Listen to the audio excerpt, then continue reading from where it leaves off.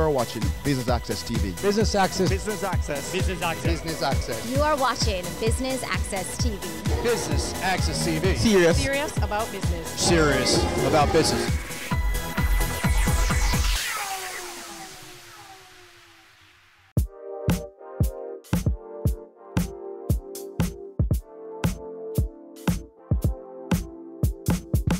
Business Access TV comes to you from the 2018 staging of the PSOJ President's Forum Service Excellence Awards. I'm Javon Keys and we're here to bring you the highlights. Stay tuned.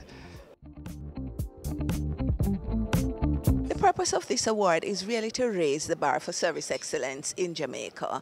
Organizations apply for the award, and what we have found over the years is that organizations improve significantly. See, when you go through a process of assessing your organization on very specific criteria, it opens your eyes as to what your strengths and the gaps are, and so companies work assiduously to improve on it. So over the years, we have seen an increase in the quality of the service delivered by the winners in this competition. First of all, they apply, and their application is screened.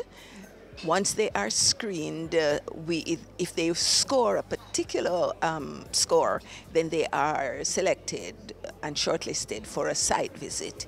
Now we have trained examiners who actually go into the organizations to assess the organization against these criteria, looking for objective evidence, because anybody can write anything on an application, but we have to look for the evidence, and then on the basis of that, the panel of assessors get together and submit a report to the panel of adjudicators, which are the judges, of which I'm the chief judge, and it's from that process we select the final winner in 3 categories: the large company, the medium-sized company, and the small company. Now this year we're also giving category awards because there are 7 categories against which the organization is assessed: leadership, customer charter and standards, training and capacity development, international benchmarks, monitoring and recognition, monitoring and measurements, recognition and reward, and complaints management. So we're giving awards in these because some companies excel in these areas and they might not win the big award, and so on the basis of that we figure that encouragement sweetens labor, so we give awards to those who merit it. I'm just reminding you that we are in a context that does not afford us the luxury of behaving like savages, of doing whatever we want to do, whenever we want to do it, and of treating ourselves as dirt. This is not the world that we are going to succeed in if we are going to succeed. So, self-respect and a common belief in our country, a caring commitment to our fellow citizens, are a part of the underpinning of customer service, of good governance, that must be an essential part of whatever progress that we hope to make as a nation. We must develop ourselves to be people of our word, to keep our commitments, not to make throwaway promises every election time that we all know will never be kept, and we all know we won't ask to be committed, to be fulfilled. We must build institutions that are credible, that give value for money every time, that are honest stewards of our stakeholders' interests, that value transparency and accountability over individual or partisan interests. So, when in 2017, I spoke and said that 2018 would be a crossroads year, and that we must develop our human capital to support our economic reforms, I wasn't just talking about technical skills training. That is important, it's critical.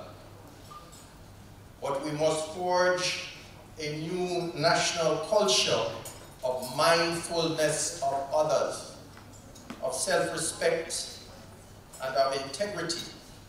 And I know I get controversial from time to time. And when I criticize the government or I criticize politicians, it's not partisan. It's not personal. It is just that they are our leaders and they are held to a higher standard of customer service. They are out there. They hold themselves out just like we do, just like every leader of a company, every manager who is on the forefront of a company. You hold yourself out to uphold the values of that company which you promote. So that our leaders must obey a higher moral and legal code of governance for us to follow. Otherwise, no amount of economic progress will stop us from failing as a nation. We're pleased to be a part of this event that celebrates customer service, an aspect of business that we believe is critical to ultimate survival and success of any venture. Rubis, as a proud member of the PSOJ, applauds the Jamaica Customer Service Association, Jackson, for this very worthwhile initiative. I commend the many local businesses that are being celebrated today for their commitment to excellence in service. It is important that we recognize and promote the need for quality customer service across all business sectors. At Rubis, we look at customer service in a very holistic way, where exceptional engagement can be experienced on multiple levels. We strive for quality customer interaction on the service station forecourts, as well as in our convenience stores.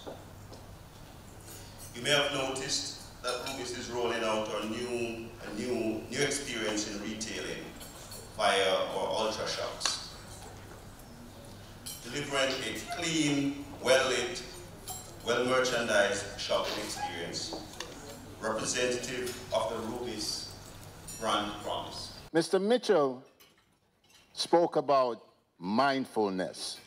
What a way to begin. Raymond touched on transformational. Now those two things to me already mean something just by the mere fact I'm here today. Every time I sit in an audience such as this, I'm actually humbled.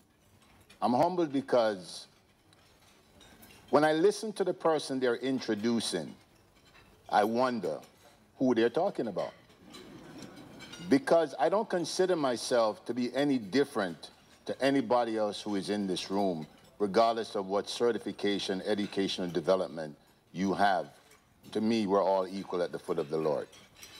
And so the Private Sector Service Excellence Awards is designed to help organizations improve service quality and to recognize the private sector organizations that consistently, and I'd like to advocate and say again the word consistently, deliver excellent customer service through a clearly defined strategic approach.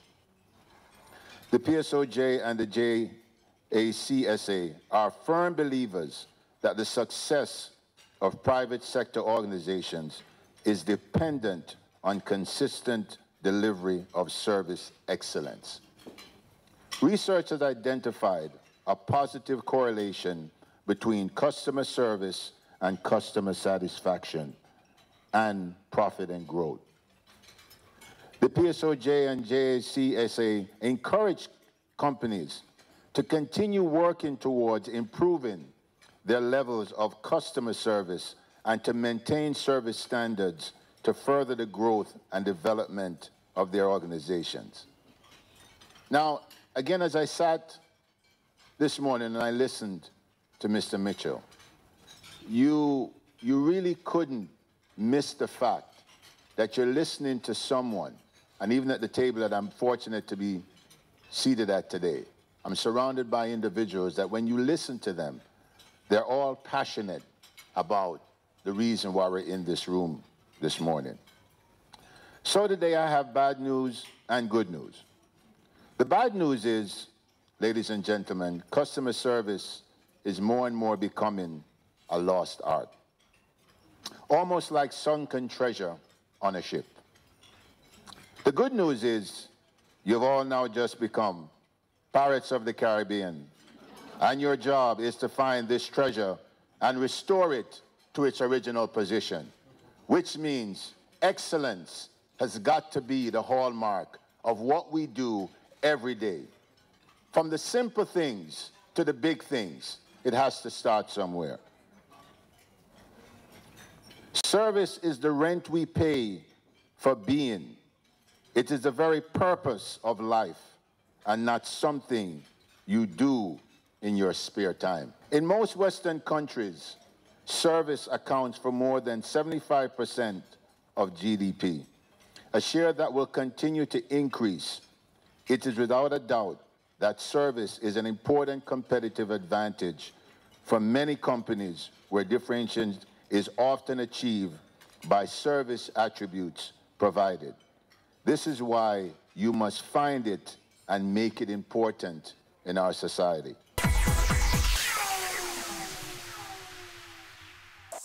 Home is where all the sweetness, silliness, and beauty of life happens. Discover your style and express yourself with furniture from the Ashley Furniture Home Store. Visit any of our 2 locations at Ligony Kingston or Fairview Montego Bay. Find the most exquisite range of furniture in varying styles to suit your needs. So tell your story with elegant and affordable lounge, bedroom, dining pieces, and more from the Ashley Furniture Home Store. Here at Ashley, this is home.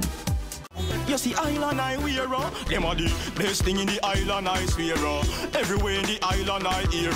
Everybody with a eye problem, them a talk about the place name island I wear. Them a say, island I wear. Them a say, island I wear. Everybody with a eye problem, them a talk about island I wear. Island Eyewear offers free eye testing every day, all day, at all locations island-wide. Conditions apply. Island I wear. Everybody with a eye problem, them a talk about island I wear.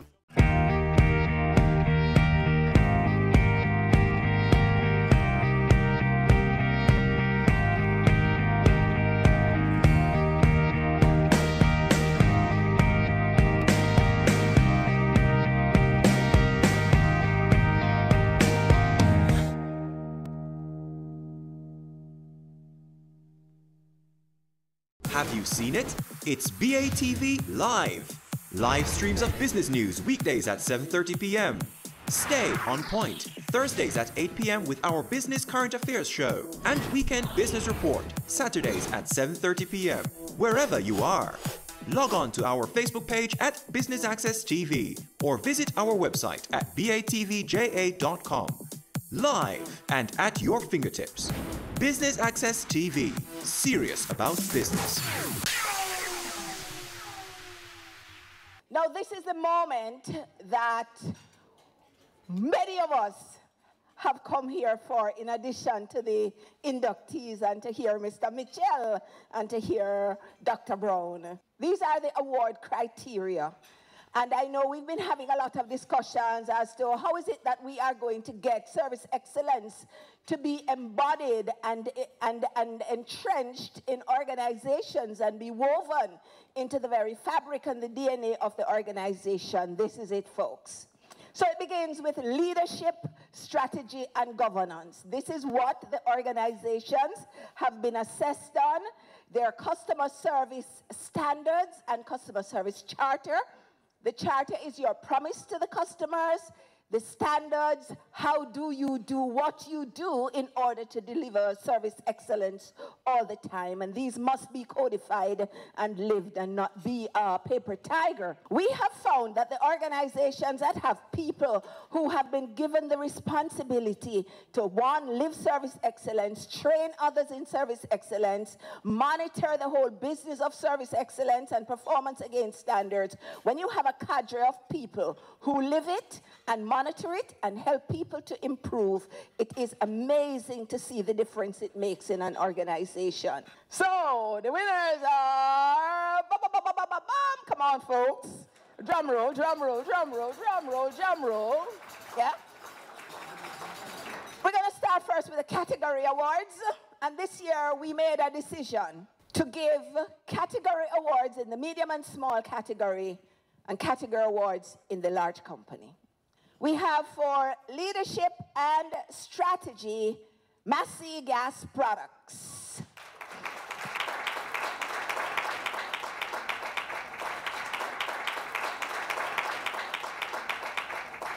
And in the large company category, Sagicor Group. And for monitoring and measurements, in the small medium category, we have Yellow Media Jamaica. We start with the overall winner in the small company category. May I invite Sarifa Insurance Brokers to join us.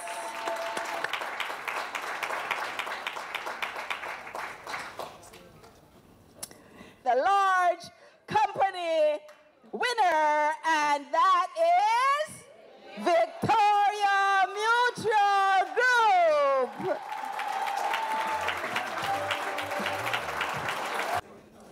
May I invite Miss Jennifer McDonald and Mr. Howard Mitchell to present a special award to Rubis Energy Jamaica for their consistent support in service excellence.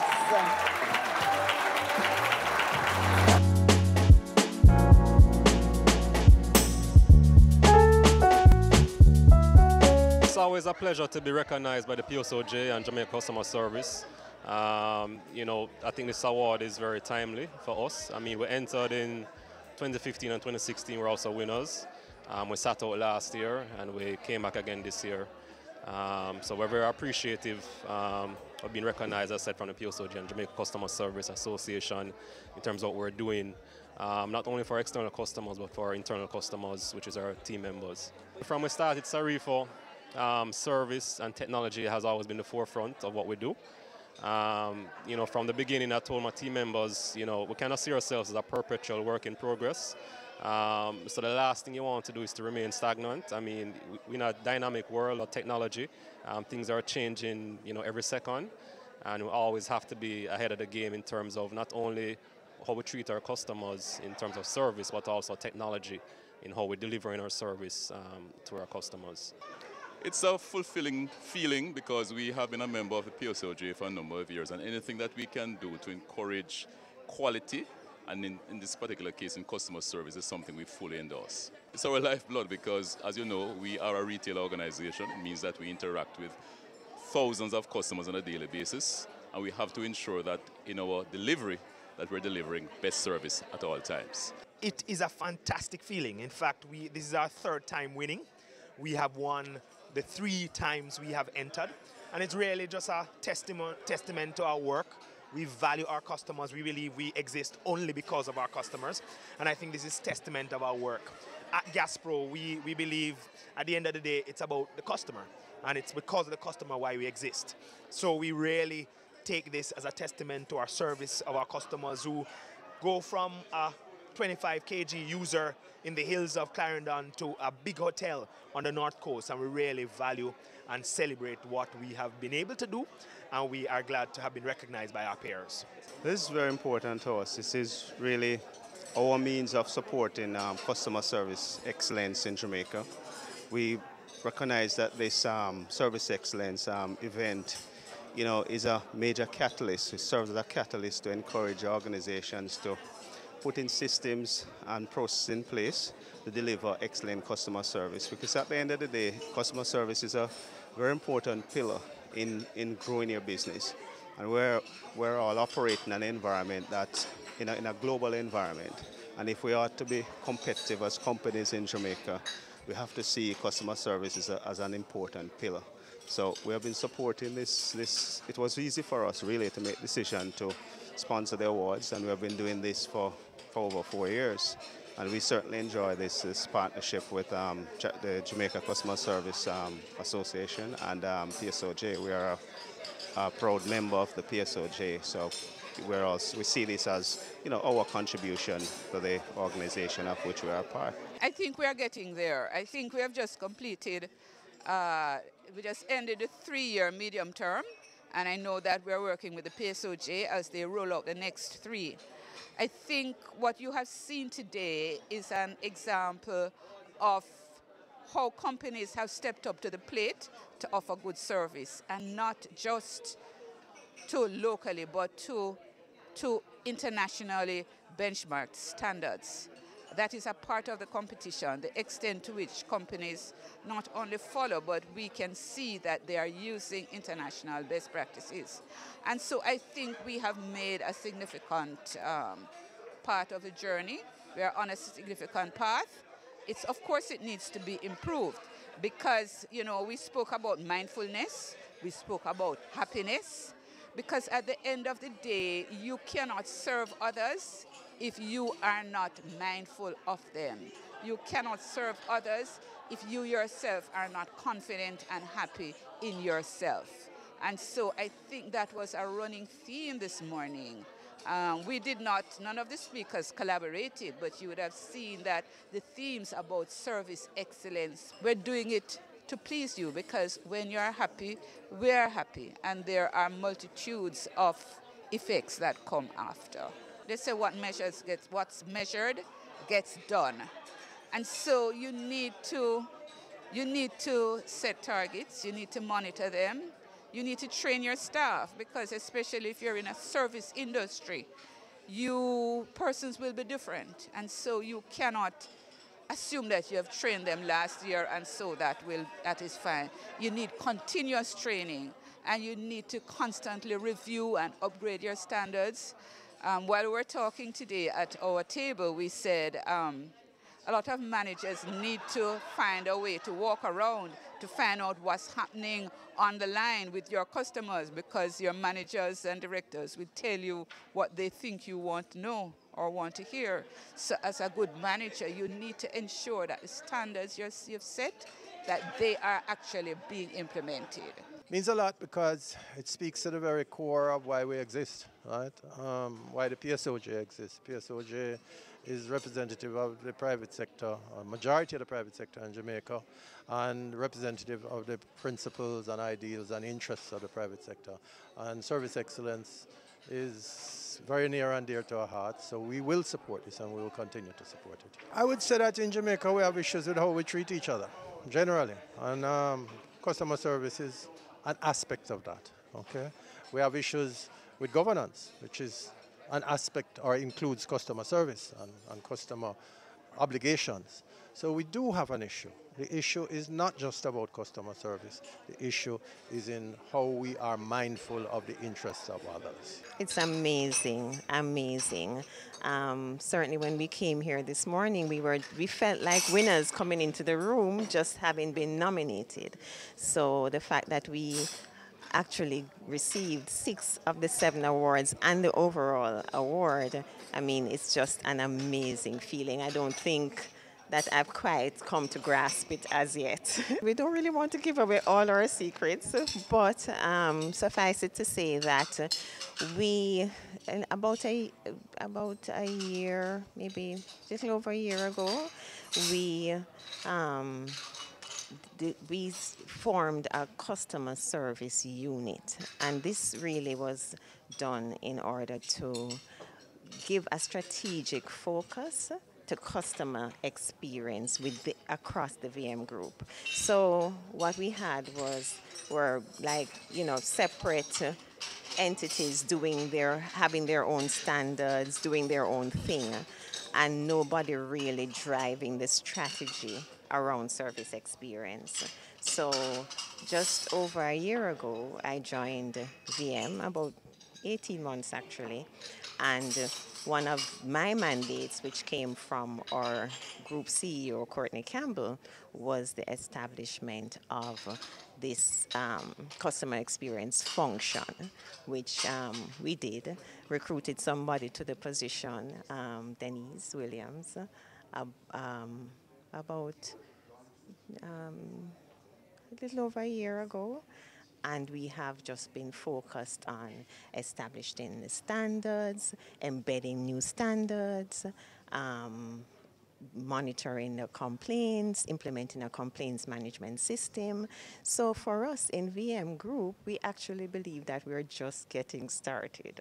So to come away this morning with 6 awards, 6 category awards, and the overall award, we believe that that is just encouragement for us to continue on our journey and to really double down on what we're doing, because obviously we are doing something right.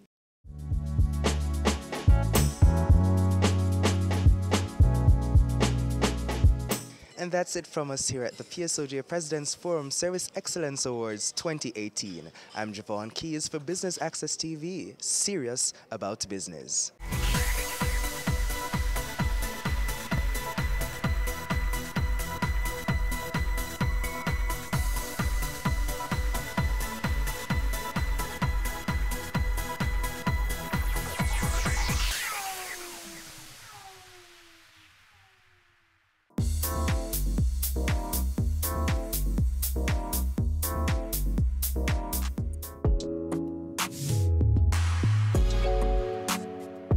Hi, I'm Sandra McLeish, and I'm the Managing Director and owner of Sandcard Company Limited, which owns the Springvale brand of products.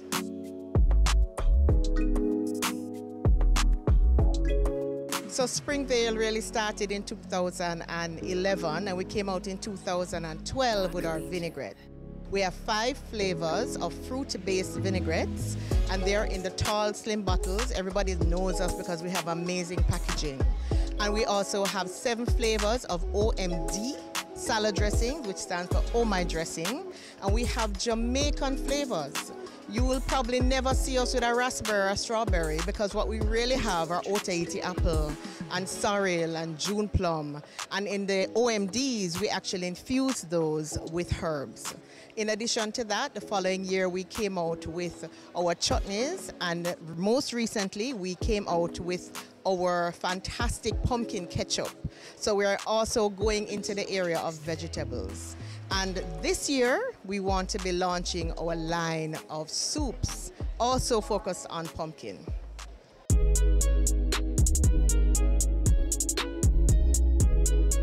Expo is always an amazing opportunity for business owners to really showcase what we do.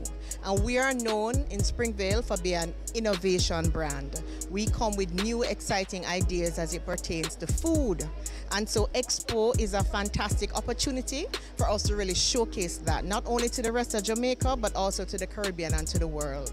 Yesterday we had buyers from as far as Dubai that came by expressing interest. Today I met with a potential distributor from Japan. And I'm really excited because it all means to me that I'm promoting Brand Jamaica.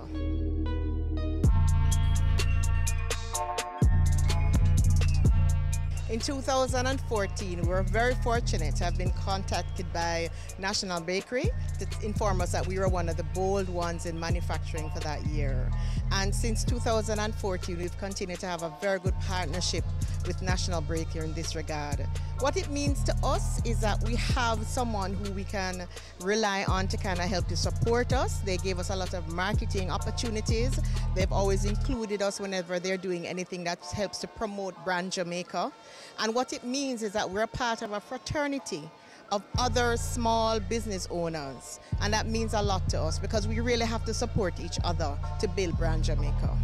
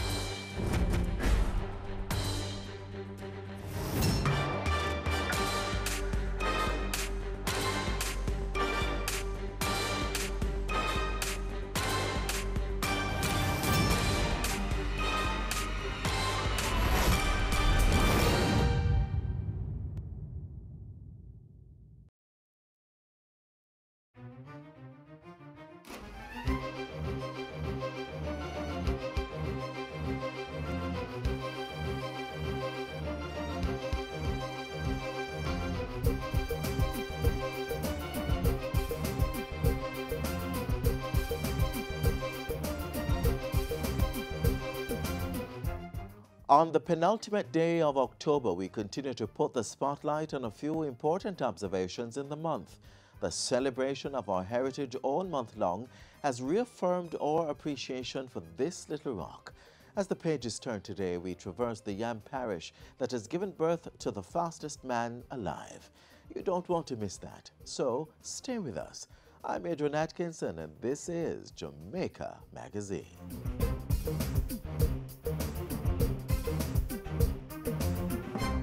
See Marcia husband there, him a one of the biggest juggies. Wait, somebody a scream. Lad, them a bundle up rice to work and never pay the extortion money. Who them man there? How would them a do Jackie little daughter? It's serious times. Speak up for justice and keep your eyes open. When you hear about any crime, report it. Silence brings violence. A message from the Ministry of National Security.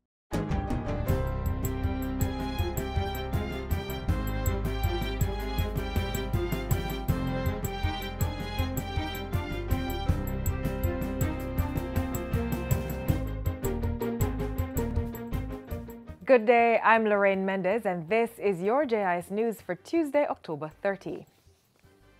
11 student nurses will receive critical care training under the Ministry of Health United Kingdom bilateral critical care training program. The nurses will train for 7 months in Jamaica and another 5 in the UK. This follows a cohort of 18 nurses and 5 faculty staff who received training in China under a Memorandum of Understanding with that country. Health Minister Dr. Christopher Tufton says arrangements such as these will help to address the shortfall of critical care professionals in the sector. This, he says, is sometimes caused from migration of nurses to work in other countries. Between the China-Jamaica MOU and the Jamaica-UK MOU, it has basically more than doubled the capacity, right?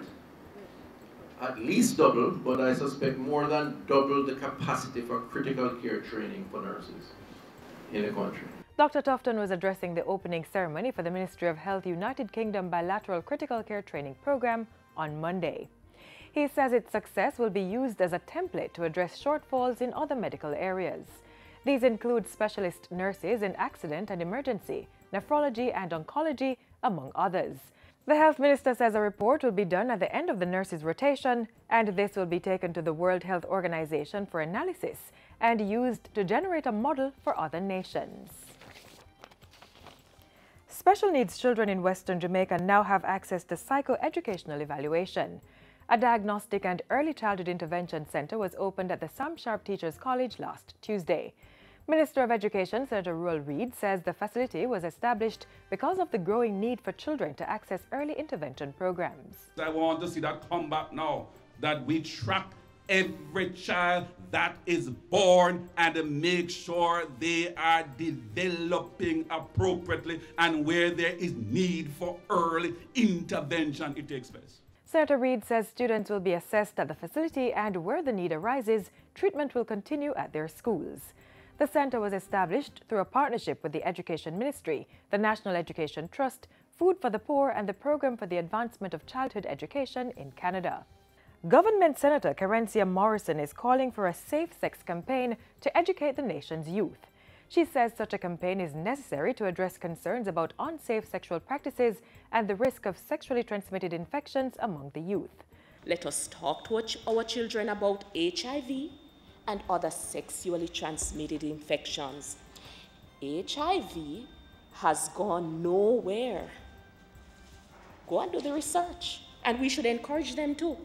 With a young generation, many of whose behavior is of grave concern, we need to address this issue. Senator Morrison was making her contribution to the State of the Nation debate in the Senate on Friday. She asserted that if parents were unable to talk to their children about these issues, they should seek the help of counselors. And finally, the first direct flight from Russia in 4 years landed in Jamaica with 310 passengers and 17 crew members on Friday. Nordwind Airlines Airbus 322 from Moscow arrived at the Sangster International Airport in Montego Bay. For now, flights from Russia will arrive in the country once every 10 days, with plans to operate weekly. In welcoming the Russians, Tourism Minister Edmund Bartlett says Jamaica could be the multi-destination hub for for this side of the world. Now you're flying to Jamaica, you're flying to Cuba, and you're flying to Domrep. Here is a wonderful opportunity for us to really pull that together and to offer to the Russian visitors multi-destination experiences. This batch of Russians were the last to have required a visa to visit Jamaica.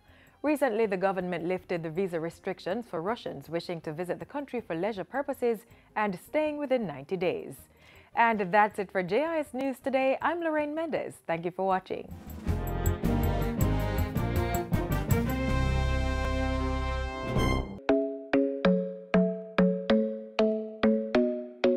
So here are the facts. 7 out of 10 Jamaicans die from a non-communicable disease. Because we love our people and we want them to live better quality lives, we, the Ministry of Health and our partners, are launching Jamaica Moves. Jamaica Moves is a call to action to prevent non-communicable diseases. By educating and encouraging Jamaicans to be active, eat healthy, and start living 30 minutes at a time. Because 30 minutes of physical activity each day, along with proper nutrition, can go a long way. To prevent your risk from developing certain NCDs such as diabetes, high blood pressure, obesity, and certain cancers. And remember, it's life we're promoting. That's why you see me going hard right now. I'm all about living. So help us take this first step towards a healthier Jamaica so you can enjoy more moments, more memories, more life.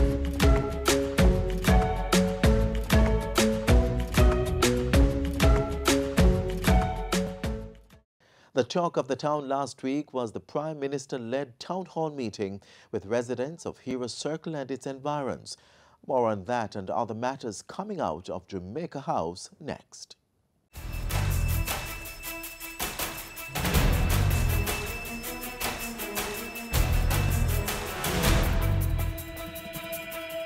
Prime Minister answers pertinent questions about the Houses of Parliament building, breaks ground for new community in St. Elizabeth, and... My job is to make sure that Team Jamaica wins. These and other news stories are next in Jamaica House Weekly. I'm Anthony Morgan.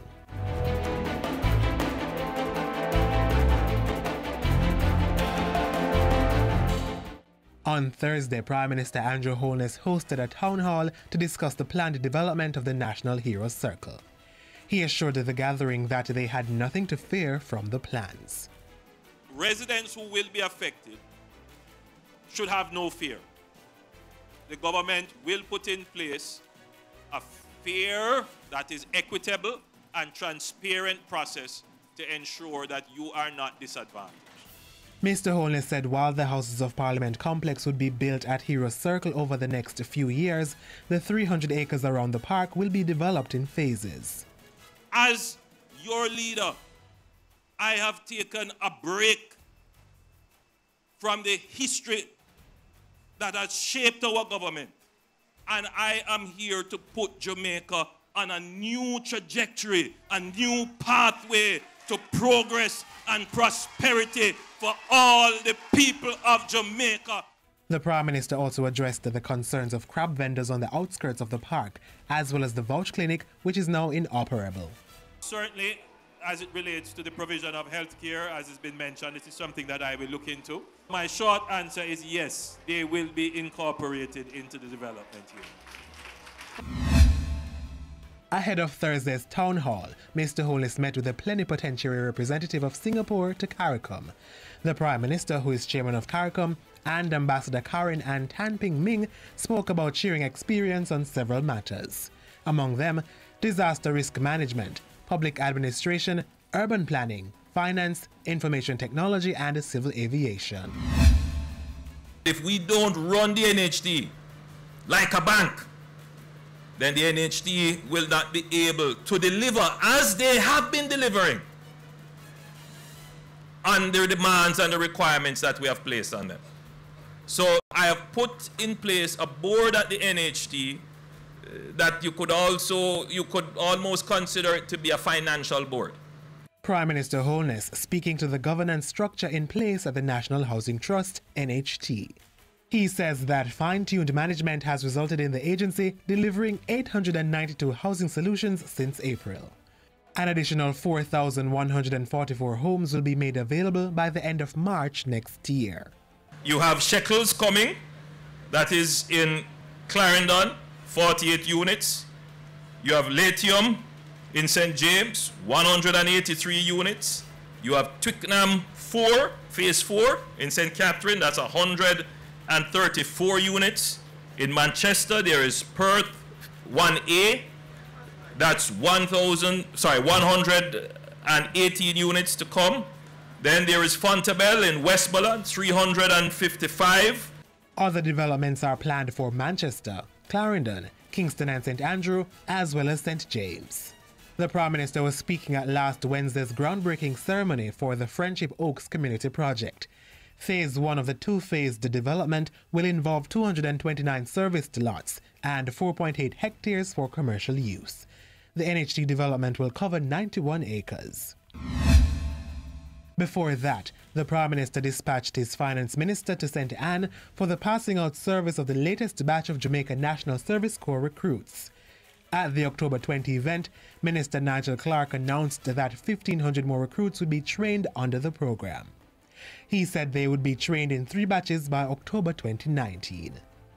We are indeed pleased by the progress that has been made in this program, and it has been so successful that the next cohort that's to begin training on the 28th of October will be the largest contingent of persons to ever be trained by the Jamaica Defense Force.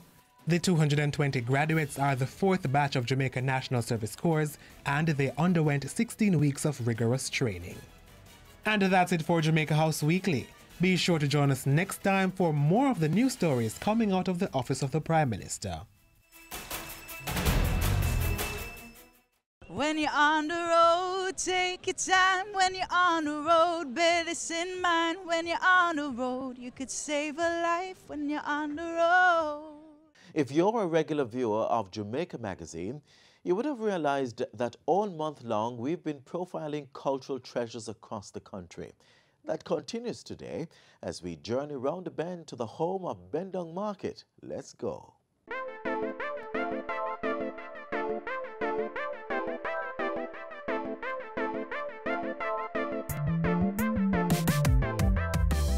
In Trelawny, there's a little of this and a little of that. So all you have to do is come discover and experience.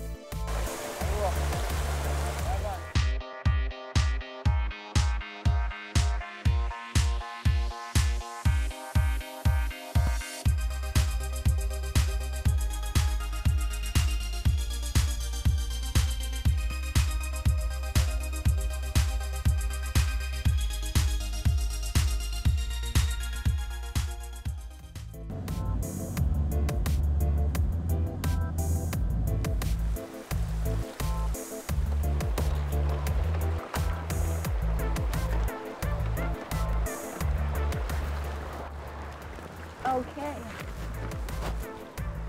Rafting on the Matabele River is part of the offerings here in Trelawny. So when next you're in the parish, come on down. Captain JK, take it away. Yeah, man. No lele. We don't play. This is how we stay. Everything gotta be okay. High five. Blessed. Yeah, man. So how long you have been doing this for? I've been doing this over 2 decades now. Oh, 20 years. So I know this stuff quite well, you know? Okay. But actually we're on the rapids now, you know? Wait, stop. We can't end this moment so soon. No, sir. Hold this frame for a little while till we go check out some other places and come back.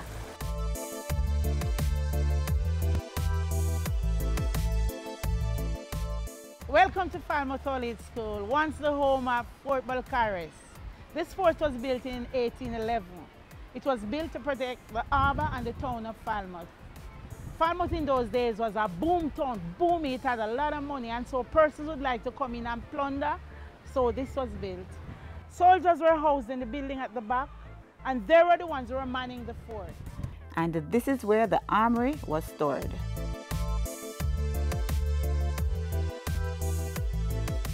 Now, in later years, the fort was used no more, and so in 1902, it became the Falmouth All-Age School.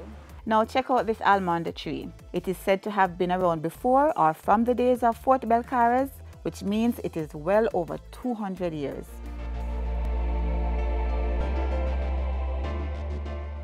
This mill behind me here is a relic of the slave plantation and of the sugar production when sugar was king in the 18th century. It is part of a large estate called Holland Estate. The thing about it is, this property no longer belongs to a slave holder, no longer belongs to a sugar plantation, but is actually the site of William Knibb Memorial High School, named after the famous emancipator, William Knibb.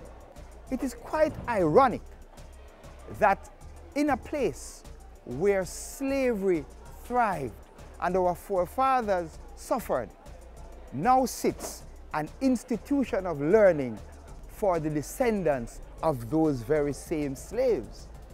Ironic, isn't it?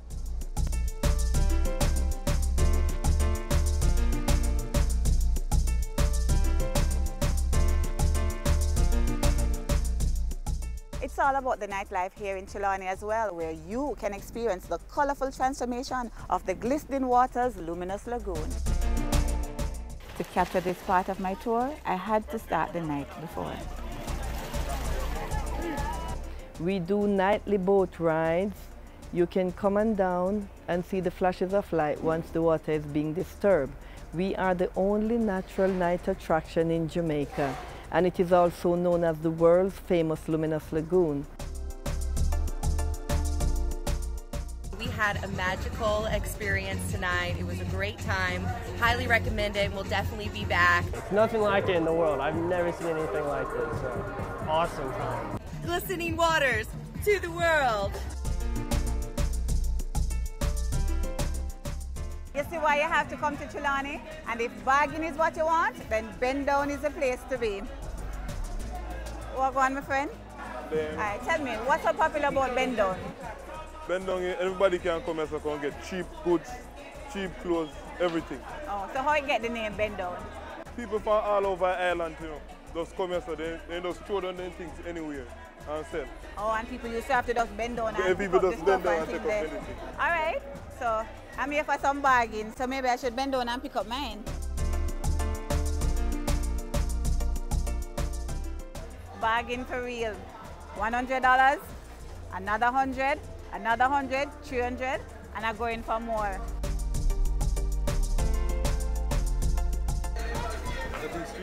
All right, thanks. All right, thanks here. I like my Paris Trelawney because the water is so cool, it's been cool and nice. And I like the environment is so clean and the new market is so amazing. That's why I love my Paris Trelawney. Big up Trelawney. Here's more about this parish.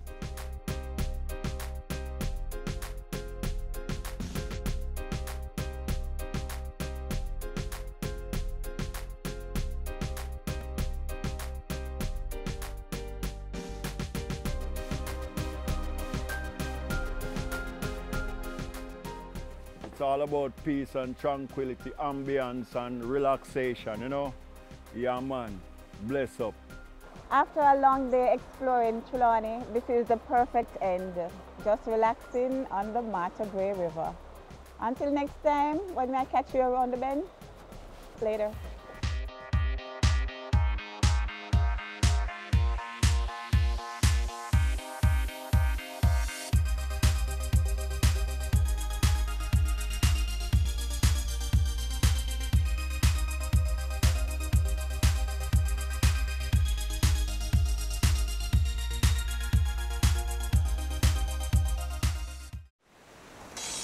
Let's get a little breeze on this land.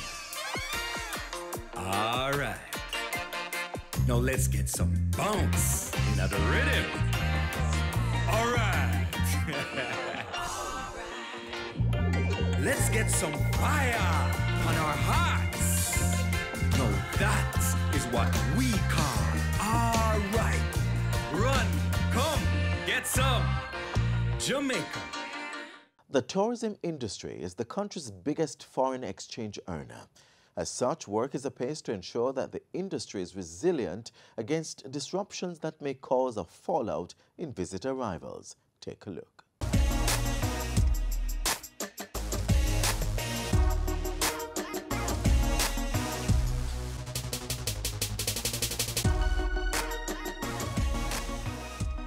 It is the fastest growing industry, yet it is also the most vulnerable sector. One scare and people will stop traveling, an immediate standstill on planes taking off, and cruise ships remaining at port. To prevent a fallout in destination Jamaica, work is being embarked on to build a resilient tourism industry.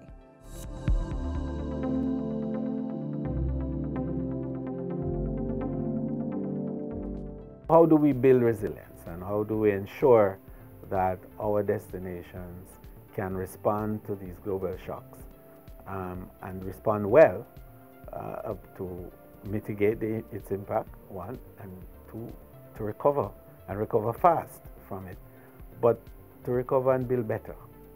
And I think therein lies the whole notion of resilience. The ministry cannot prevent shocks from occurring, but systems and measures can be implemented to recover quickly from these difficulties. The stakeholders involved in building a resilient destination are working to do just that. The resilience that we talk about has to begin with our human factor. Human resource is Destination Jamaica's biggest asset. The workers of the industry represent the most iconic of all the attractions. Infusing those workers with the know-how to cater to the needs of their clientele is at the heart of initiatives such as the Jamaica Center of Tourism Innovation. The center has already graduated 150 first-world talents to fill top positions in the industry. The internationally certified Hospitality and Tourism Management Program is priming 650 students of 32 high schools to join those ranks in the future. Current tourism workers are also undergoing foreign language training to broaden the communication proficiency of sector employees. The second, of course, is how to build. The whole business of building better and using better technology to build more climate-resistant structures, and also to look at the issues of seismic involvement and how do we build against the seismic challenges that the Caribbean has. The Port Royal earthquake experience, or even more recent, Hurricane Sandy of 2012 and others, have destroyed tourism havens and hideaways. Now, a collaborative effort is underway between architects and government ministries to develop sound human-made spaces that cater to the desires of visitors. We don't have the responsibility for the actual build-out. What we have the duty to do is to bring to the attention of our technical partners the need for us to build in a certain way. And that's what we've been trying to do by way of the discussions that we have with investors who are coming in, as well as with our local town planners and the people who are involved in making approvals for business structures and for planning and so on. The other area of resilience is in terms now of our marketing. How do we build capacity to market against the new demographics that are emerging and the new psychographic profiles that are also out there? In a data-driven era, the social space of the World Wide Web dictates what's hot, including must-go vacation spots. Marketing resilience is using data to make decisions on where to garner visitors and online shoppers. Like any good or item, Destination Jamaica is marketed through the click of a button. Technology is utilized to have greater access to far-flung markets where cultures, language, expectation, and experimental needs are different from Jamaica's. And the final area that I believe we have to build resilience on is in terms of policy and governance. And this is a very important area because, you know, the world today is asking for a kind of governance that we've never seen before, born out of this new transparency that the technology is demanding. With the world demanding a different kind of leadership, policies must be implemented to meet those requests. Tourism is more than sun, sand, and sea. It employs a large chunk of the workforce, thus providing foreign exchange earnings. For these reasons and more, it must be resilient.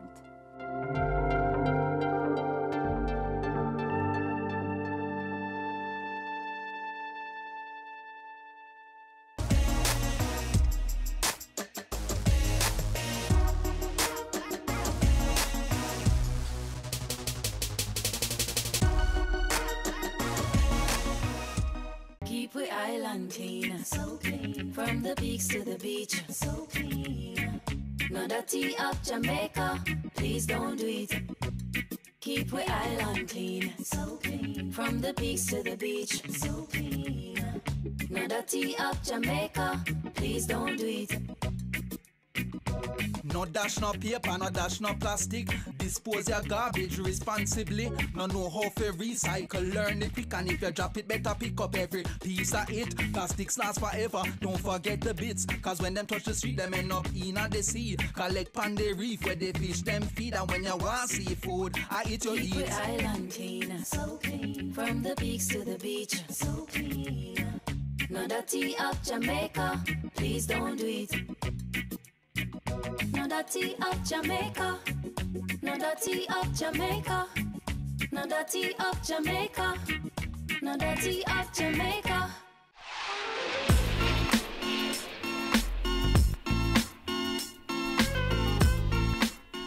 This is where the magazine closes for today. Send us an email and give us your opinion on our Heritage Month Parish Travelogue series, Round the Bend. If you missed the parishes highlighted so far, click on our YouTube channel. They are posted there for your viewing pleasure. Until next time, I'm Adrian Atkins, and thank you for staying with us, and do take care.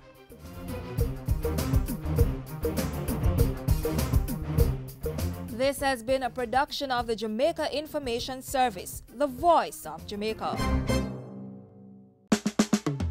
Caring Hands Season 3 continues to effect change in a changing environment.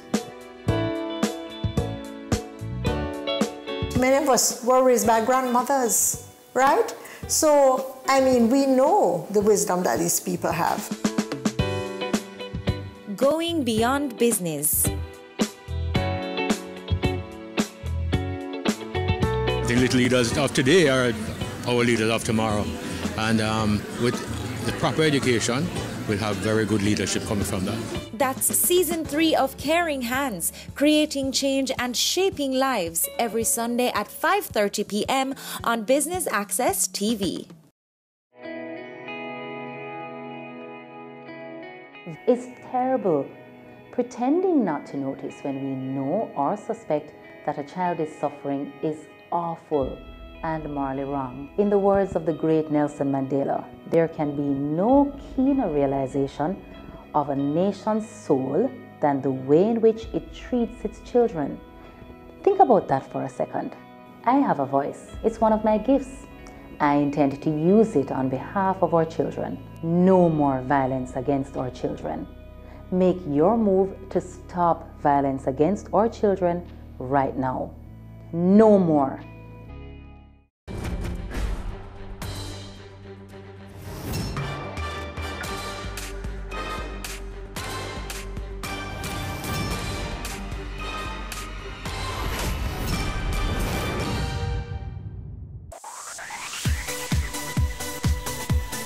You're watching Business Access TV. Business Access. Business Access. Business Access. Business Access. You are watching Business Access TV. Business Access TV. Serious about business. Serious about business.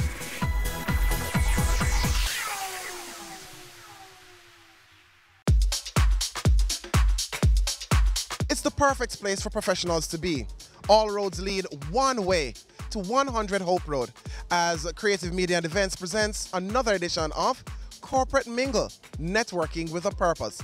Join us here on Business Access TV for the highlights. Good evening, everybody. Evening. And welcome to Corporate Mingle, the GKI family. Welcome to everybody. We just want to quickly share with you our Premier Biz. So this is one of our new innovative solutions targeted at small businesses. This week's edition of Corporate Mingle is brought to you courtesy of GK Insurance. That's Grace Kennedy Insurance. And with us now is the Assistant General Manager of GK Insurance, Shaluk Richards. Now, Shaluk, first and foremost, you've got a pretty good turnout here at 100. Are you satisfied with the numbers that you're seeing? Yes, we are very satisfied. It's a lovely turnout. Corporate Mingle, an event that we tend to participate with and sponsor from time to time, and so we're very glad and happy with the turnout. Why did GK Insurance take the decision to sponsor Corporate Mingle though? Is it part of your marketing strategy? Are you targeting a particular group of persons?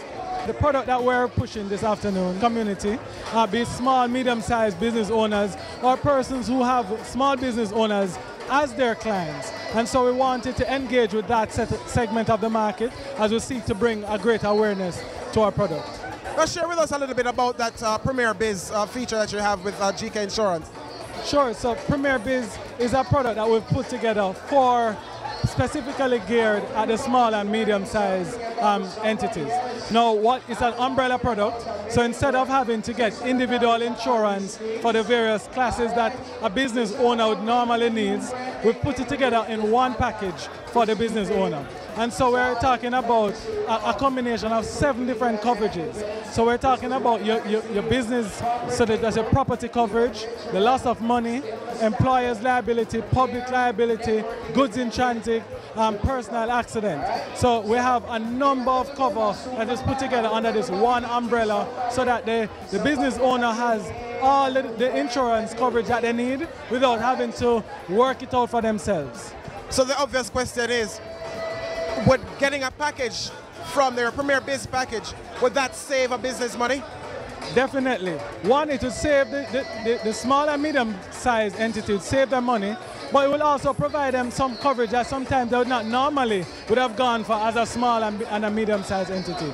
And so it's also looking after the best interest of the client and not just about the saving alone, but also how do we add value to the small business owner. As a small business owner, would I be able to reduce the areas of coverage? So you made mention of, like, for example, like goods in transit. What if my business is around offering a service, so I don't necessarily have goods in transit? Can I say, hey, Premier Biz, I don't need the goods in transit bit. Can you tailor something specifically for me? And I'm glad that you asked that, because especially the goods in transit is really specific to the nature of the business. And so yes, there's an opportunity to customize in relation to also increasing the limits. So say, for example, the amount of money that you manage is not at the standard limit that we have in the policy, and you want to increase that limit. We also allow you to increase that limit as well. So there are a lot of flexibility built in the design of the product. So we're still here at Corporate Mingle, sponsored of course by GK Insurance, and we're speaking with Shaluk Richards, and he's the Assistant General Manager. Shaluk, so you're here at Corporate Mingle, you're sharing this information. We know we can find it online, but what's the next step for you in terms of where next are you touching to really reach out to those small businesses?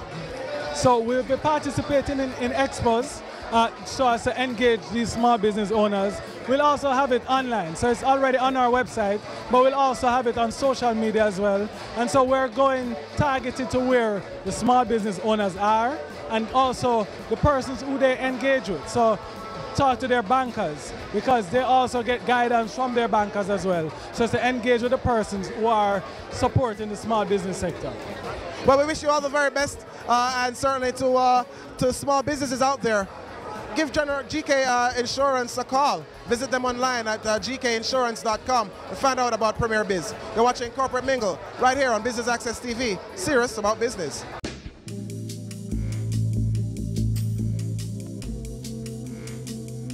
So Corporate Mingle just doesn't happen by itself. You have a really dedicated team working hard behind the scenes, working before the event to really make it a success. And one of those persons is Leighton Davis of Creative Media and Events. He's with us now. Leighton, so Corporate Mingle took a bit of a break for a while, but it's back. And the big question people want to know is they're hungry for Corporate Mingle. They want to know how often can we expect it? Well, you know, we actually had one in February at ATL. It was a huge success. Over 200 persons came out. And I think the capacity for it kind of, it not surprised us because, I mean, we've been keeping Corporate Mingle for over 7 years now. But I think the popularity has grown so much and people, as you said, are so hungry. We have to find the right location. Which shows 100 tonight, only because we wanted somewhere different. And in terms of how often, it depends on the sponsorship. Right. But right now we're looking at maybe quarterly or bi-monthly. You made mention of sponsorship. GK Insurance is on board. How easy or difficult of a sell was it to get GK Insurance? Not hard at all. I mean, GK has actually sponsored us about maybe 3 times already. Not only in Kingston, but in Montego Bay and Mandeville. So they had a promotion going on, and they gave us a call, and of course we're always ready to facilitate them because they're one of our partners. Now, of course, companies don't just partner with you because they have some money just laying and not using. It's a part of a strategy for them. Right. Share with any potential business owners, companies, corporations looking on and say, hey, you know, why is Corporate Mingle a good vehicle for their brands? Okay, well, I mean, Corporate Mingle is Jamaica's #1 networking event, and the longevity of it. But listen, once we put our Corporate Mingle on social media, no matter what day, I just said today's a Thursday, the first we ever kept on a Thursday, and over 100 odd persons are here. And we really started promoting this many days ago. It's good value for money. It's what we call a ready-made chicken. Just like when you buy a rotisserie chicken, that's the concept. You sponsor the event and you get everything put together for you. Or you have to show up with your banners and you have an event with people here to sell your products and services too. With that said though, my introduction suggested that, you know, you have a team working hard behind the scenes. How difficult or easy is it to pull everything together? Right now, it's a little bit easier because we've done it for so long. We have a very good understanding. We have a template then that we work with, and our account executives, they work very hard behind the scenes, they put everything together. The key thing is working with our partners. So because it was the first time at 100, negotiating with them, the terms and deals might have been the hardest part, but once we got over that hurdle, we're good to go. All right, well, we wish you and the brand every success, and we look forward to the very next one. Thank you. Business Access TV, serious about business. Having come here, Marcel, were you able, or have you been able to identify persons who would fit your bill, so to speak, or are you the right fit for some other persons who want to do business with JN? It's an interesting dynamic. I really was just coming here to just observe, but a lot of persons have approached me not knowing the capacity that I'm in, but I've made interesting links and contacts with persons, and I know for a fact that I'm coming away with fruitful information. So for you, this visit to Corporate Mingle, you'd say has been a successful one, a rewarding one? It's actually the best mingle, and it's not really for show, it's actually the best mingle that I've been to thus far. A little birdie told me earlier that you won a prize for being here at Corporate Mingle. What prize did you win? Early bird prize. It's a thing. I think in project management we're all affixed with time management. So I was actually the first person here. So I have to collect the prize and hug it up. They say the early bird gets the most worms. So certainly that prize would have been one of those, eh? Yeah, most definitely. You're watching Corporate Mingle right here on Business Access TV, serious about business. We'll have more for you right after these messages.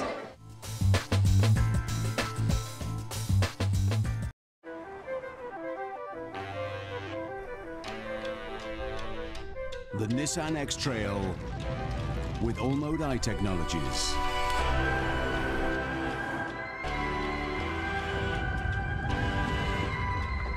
No matter what the road throws at you, your story starts here.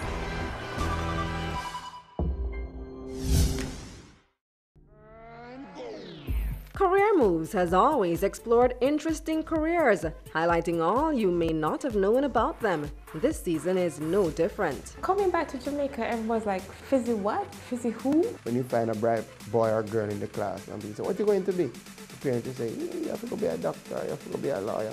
Nobody says you have to go be a politician. Let me see your hands. Tune in Tuesdays at 8 p.m. on Business Access TV. The Good Life, your trusted source for useful health and wellness information, lifestyle tips for the mind, body, and soul.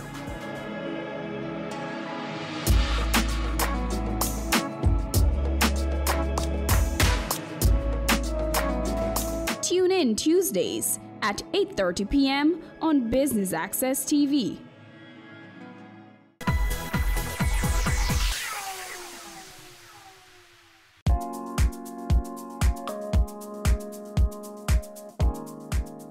Welcome back to our coverage of Corporate Mingle here at 100. That's 100 Hope Road. With us now is Alexis Chin, and she's a marketing manager. What's the crowd like? Are people coming out? The crowd is amazing. I mean, we have everybody here. We have, of course, Jamaicans that just take over the sports lounge. So much so that we've opened up the terrace for lunchtime here. We have drink specials, and the feedback is really amazing, and we're just loving the vibe from everybody. Let's talk about 100 generally, because this space is becoming known for having like corporate events. There have been a couple of album launches. I've seen comedy shows. I've seen live music. Just talk us through the variety of enticing opportunities for persons to come for business or pleasure.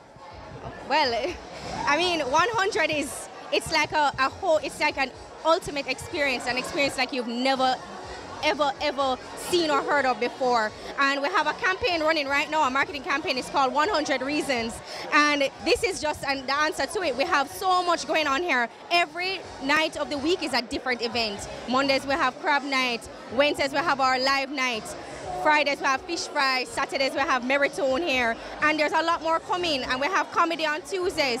I mean, this is the place that you want to bring your business members and have your meetings here. We have also companies that come here and they have their staff retreat here, and they take over the whole of the HDTV wall. It's just such an interactive place. There's just so much to do and so much that you can have here, and how to utilize this space is all up to you. And once anyone wants to stop by, whether business or pleasure, or to make a booking, all they got to do is call 100 and ask for Alexis Chin. Yes, or you can just call 100. That person that answers the phone will help you as well. Right. But any special events I can help anybody with. As we continue here at Corporate Mingle, sponsored by GK Insurance, we've got the MC for the evening, Marlon Campbell. Marlon, Corporate Mingle has been off for a little while, but it's back with a bang. They've started with you, but just describe the atmosphere. No, it's good. It's just like the old Corporate Mingles. You have lots of professionals here. Networking, it is the premier networking event in Jamaica. This is a Phoenix. It's really good. It's back. Now, is Corporate Mingle something that you'd probably encourage business entities to sponsor, to be a part of? Definitely. I mean, one, you're getting a captive audience of a lot of persons who you'd like is your target audience overall for most products, at least, right? And as for the persons, like the professionals and so forth, it's a good place to come because your network is your network, or whichever way they want to flip that. But yeah, it's Corporate Mingle. I recommend it to anyone, everyone. If you're a leader in business, you're just starting, whatever, you work forward. It's a very, very good event. All right, well, we look forward to seeing you continue working in action. You're quite an impressive MC. When you have that microphone, you seem to come to life. I must pick your brain about that as well. Is this a lucrative income stream? We're not going to talk about that, but let's just put it this way. It makes sense doing it. It makes sense to do it. And you know, I always tell people that I'm the antidote for a boring event. So if you want your event, have some fun, and you want your event be lively, call me. I won't let you down in that area. But yeah, an event like this is easy to MC, really. It's just about mingling with my peers and just having a conversation with them. So I'm glad I'm doing this one, and I'm looking forward to the next one. All right, so it's the host with the most. It's Marlon Campbell, the MC here at Corporate Mingle. They say good things come in threes, and I'm pretty sure we found a good thing right here. We've got from immediate right, Shauna, Nicolay, and Chantel, and they're all here at Corporate Mingle. Let's start with you though, Shauna. Corporate Mingle, a well-known brand, but why did you decide to come tonight? I came tonight to basically meet new people in the corporate world, advertise my firm, and to make new friends. All right, we'll talk a little more about your intentions of coming here. But Nicolay, how did you find out about Corporate Mingle tonight? We found it on Facebook, which was very convenient to us, and we signed up, and we're here tonight. All right, good stuff. Chantel, apparently you guys all roll together as a team. Describe your friendship or your association. Well, we are partners. We have a law firm, Howell, Johnson and Lawrence. So this is Johnson, Lawrence, and I'm Howell. We also have a corporate services, HAL Corporate Services, and we intend to register a restaurant, HAL Restaurant and Lounge. So we are building an empire, HAL. So yes, this is the partners. So I'm among some legal luminaries and strong businesswomen. Yes. All right, now describe your experience here. I mean, you're here obviously, as you mentioned, to promote your firm. Has it been productive for you so far? Yes, it has been. I've met a couple of people. Yes, exchanged business information. It has been productive. Can we expect moving on from here, probably in another year, maybe shorter, maybe longer, to hear of some project that was developed from meeting someone here? Actually, yes, we met up with some realtors, so we can expect purchases and sales very soon. So the opportunities are really endless. There's a lot of different persons here with a lot of different business ideas that can be useful to us. And so far, it's been very productive. Now, is this a sort of setting that you'd encourage small businesses, micro enterprises to participate in? Absolutely. Your business can't expand unless you network. So whatever events come out, network, meet people, build your business. Well, I had no idea that I would have been talking to three of Jamaica's strongest, youngest businesswomen just like that right here at Corporate Mingle. So the firm, Howell, Johnson and Lawrence, and we've got Shauna, Nicolay, and Chantel right here at Corporate Mingle.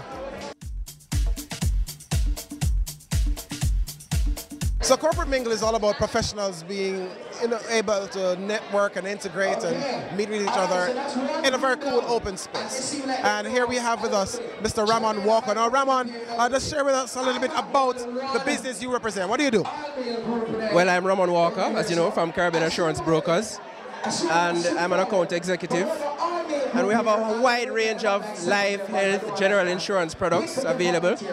I mean, just come to 94D Old Hope Road, right? And you'll be satisfied. That's all I can tell you. All right, now. We always take our customers to the ultimate value-added experience. Right?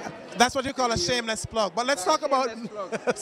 But Ramon, if you're into insurance, then a setting like Corporate Mingle is a natural place for you to want to be. Yes, excellent, excellent. You know, because you're a lot of nice people here, you know. We're mingling, you know, making contacts. Whether you're building your brand, you're promoting your business, or you're linking up with a friend, you know, an associate. Have you been able to do business as a result of attending Corporate Mingle? Yes, definitely. And I would recommend it. I would recommend it every week, actually. Not every last Friday or every month, every week. Yeah. Right? At 100. Especially at 100. Especially at 100.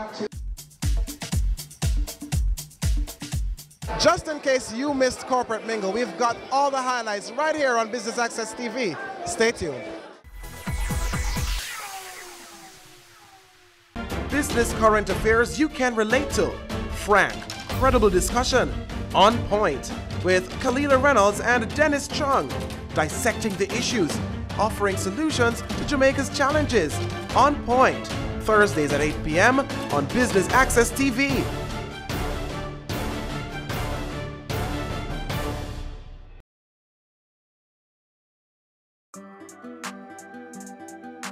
We are serious about the business of real estate, so catch Home Sweet Home Sundays at 4:30 p.m. or if you missed it, check our website at batvja.com.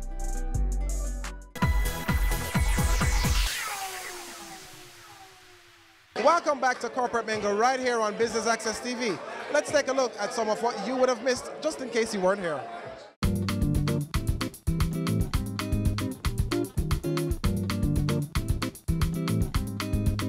Corporate Mingle attracts a wide variety of business professionals across a wide variety of business categories. One of them is security. This is Stephen Thompson of Stellar K9. Now, Stephen, let's share with us a little bit about what your business does. All right, right now what we're doing, we're based out of the United States, and we're training police dogs and military dogs for the JCF and JDF in the detection of illicit contraband, firearms, explosives, tobacco, so forth. How did you get involved in that type of business? My dad was in the U.S. Air Force, and he was in charge of K9 for the Korean War and Vietnam. And we started a security company in '74. So from the day I was born, I grew up into it, and I just took it to a different level now. Now, of course, dogs don't live forever, but all good dogs go to heaven. How do you get your dogs? Just share with us a little bit, give us a little more insight into the business. All right, the dogs are sourced out of Europe, so from Czech Republic, Slovakia, Russia, and Germany. Do you go for particular breeds, and are particular breeds of dogs better suited for this type of activity? Correct. So we use the Belgian Malinois, German Shepherds, and Dutch Shepherds. Typically, where the world canining has gone to, it's those three breeds. They're smarter, they're more energetic, and they're bred specifically for working purposes. So, now let me tell you, I grew up with a Labrador, and I love them. They wouldn't be quite suited for this, eh? Labradors are very good dogs, but the terrain in Jamaica and how Jamaica has changed with the firearms that are coming in, we need a dog that is more likely to work longer and has that deterrent factor, because we all know Jamaicans hate dogs. Right. We'll take a gunshot before we take a dog bite.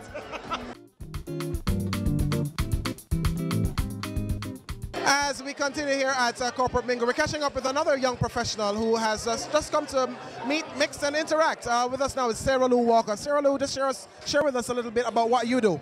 Okay, so I'm a paralegal assistant, and I work at a real estate law firm, and I run my own non-profit organization called the Angelic Ladies Society, where we offer empowerment, mentorship, and social enrichment sessions for the girls inside South Camp Rehabilitation Center.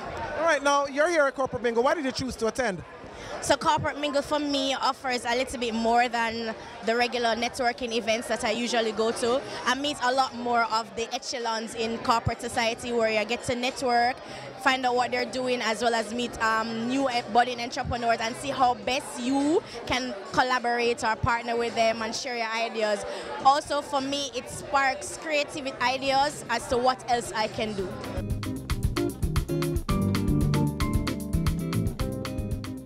Corporate Mingle has got to be the only event, the only networking event where you can come, interact with professionals, and also, well, get a massage. We're standing now with Nayoka Smiley of Adam and Eve Day Spa. You've got Amelia and O'Neill working. Why did you choose to come into the middle of this networking session to do massages? Well, Adam and Eve understands the importance of brand recognition. We know that we have to place our brand in strategic position in order to get market share. And so therefore, everywhere you can find Adam and Eve Day Spa will pop up and offer complimentary services, because it's important. Are you suggesting to me, Nayoka, that a business could probably call Adam and Eve Day Spa and go, hey, listen, we've got some stressed out people in our office. Could you come for 4 hours, 5 hours, and just take them through some nice massages to kind of relieve a little stress? Certainly. We not only offer services in the spa, we do house calls, we do office visits. So if it is that you have a company, you have stressed staff, you can call us, we come all over, set up, and give your staff the massages.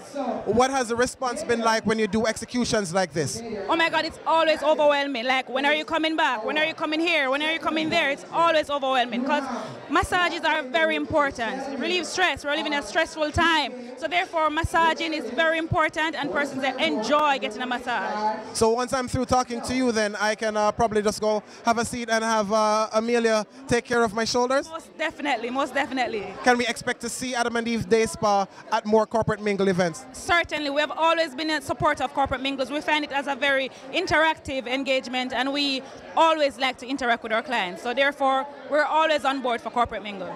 Well, I'm going to relieve myself of some stress, courtesy of Adam and Eve Day Spa, and you should too. But guess what? You're missing out. Don't miss the next Corporate Mingle, because they will be there.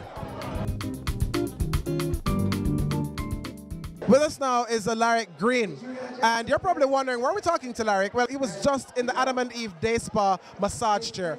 Now, why did you attend Corporate Mingle this evening? What's up your sleeve? Why did you choose to be here tonight? Really, it's just to socialize, interact, build a network. I'm with an IT company called the Blue Chip Strategies, where I am pretty much the IT manager there. So I pretty much run the technical department. So I wanted to share more about our company, what we do, the partnerships that we have with the leading vendors in the industry, and to learn more about other companies and how we can open up revenue streams and have business coming through each other's doors. With all you just mentioned in terms of your intention for coming here, have you been able to meet that? Have you met anybody here who your services can be supplied to their businesses, or vice versa? I do believe so. I've met some persons who are interested in IT services. In this age and age, everyone has a need for some sort of IT service. So whether it be disaster recovery, endpoint protection, or the hardware, because we're partners with Lenovo as well, there is somebody who has a need. And we've identified some persons so far, and we're very happy about that. Kudos to the organizers of the event. Of course, Larrick Green of Blue Chip Strategies. Take a look right here at Corporate Mingle.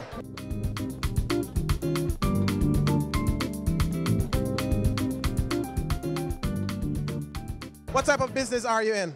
We're in graphic designing and printing. What's the name of your company? Crystal Cameron Designs.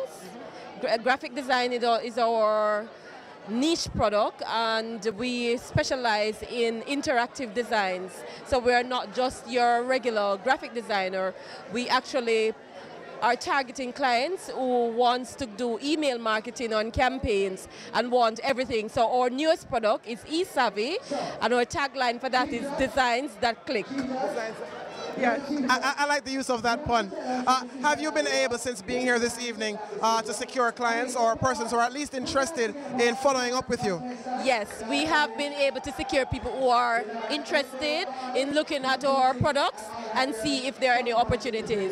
And let me ask the flip side of that. Have you met anyone who can help your business to expand? Absolutely. We have met people who I can see that going down the road, these are useful people that we can use to grow our business. Awesome. So we've done all this business bit. Let's get into the pleasure side of things, because you were just in the chair just now. Describe your experience in that Adam and Eve Day Spa chair. The experience has left me sitting the interview out, and my body is so relaxed. I don't know if your viewers can see the glisten, the glow. And to see this is not tired by any chance. This is just a great sense of relaxation that has come over my body. O'Neill, who was my masseuse, he's like the massage whisperer.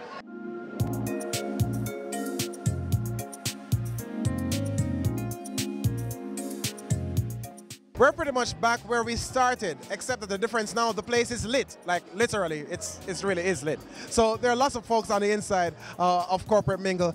Over 100 persons came out tonight for Corporate Mingle. Networking with a Purpose was brought to you, of course, by Creative Media and Events, and sponsored by GK Insurance. Thanks for joining us right here on Business Access TV. Serious about business.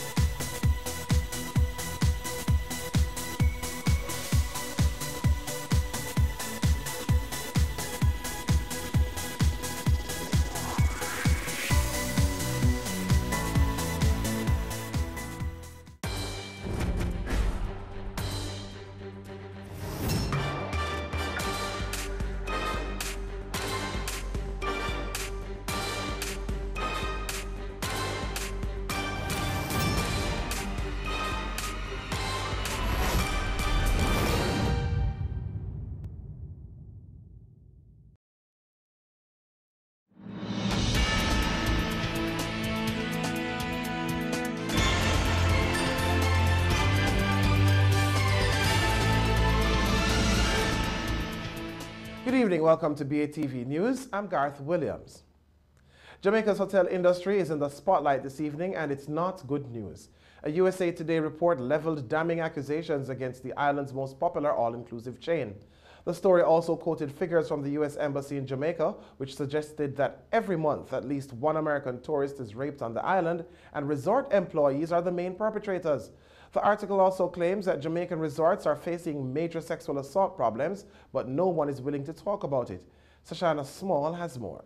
Although the article only details stories of rape victims over a 3-year period, it claimed that assault on U.S. female tourists has been happening in Jamaica for years. It pointed to figures from the U.S. Embassy in Jamaica, which suggested that over the past 7 years, 78 U.S. citizens have been raped. And just last year, 12 U.S. citizens were raped. 6 of those rape incidents occurred inside resort hotels and were committed by resort employees. For its part, it says the U.S. Embassy has issued a warning to visitors about the number of sexual assaults perpetrated by resort workers on the North Coast. Currently, Sandals Resort International's Beaches Resorts has a lawsuit in a federal court in Florida, but the article says Sandals is trying to get the case dismissed, arguing it doesn't belong in American courts, but should be transferred to Jamaica because the defendant, witnesses, police, and potential evidence are there. But in a statement to BATV News this evening, the all-inclusive hotel chain says it can't comment on the issue as it's still before the courts. However, Sandals was quick to point out that it takes the safety of its guests seriously and conducts background checks on employees while conducting extensive training on appropriate guest interactions. The hotel says it also has a zero-tolerance policy for fraternizing with guests. In the meantime, the tourism ministry is starting some damage control. In a response to the article posted on Facebook, tourism strategist Delano Seavright said the ministry is aware of the article. He argued that where cases of assault are identified, they're being given full attention. He also said the ministry is committed to ensuring that Jamaica is a safe and seamless destination.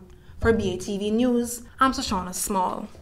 Montego Bay's Mayor Homer Davis says plans are underway to build a new hotel in Rose Hall. The mayor was speaking at the Business Year launch in Montego Bay last Friday. Here's more.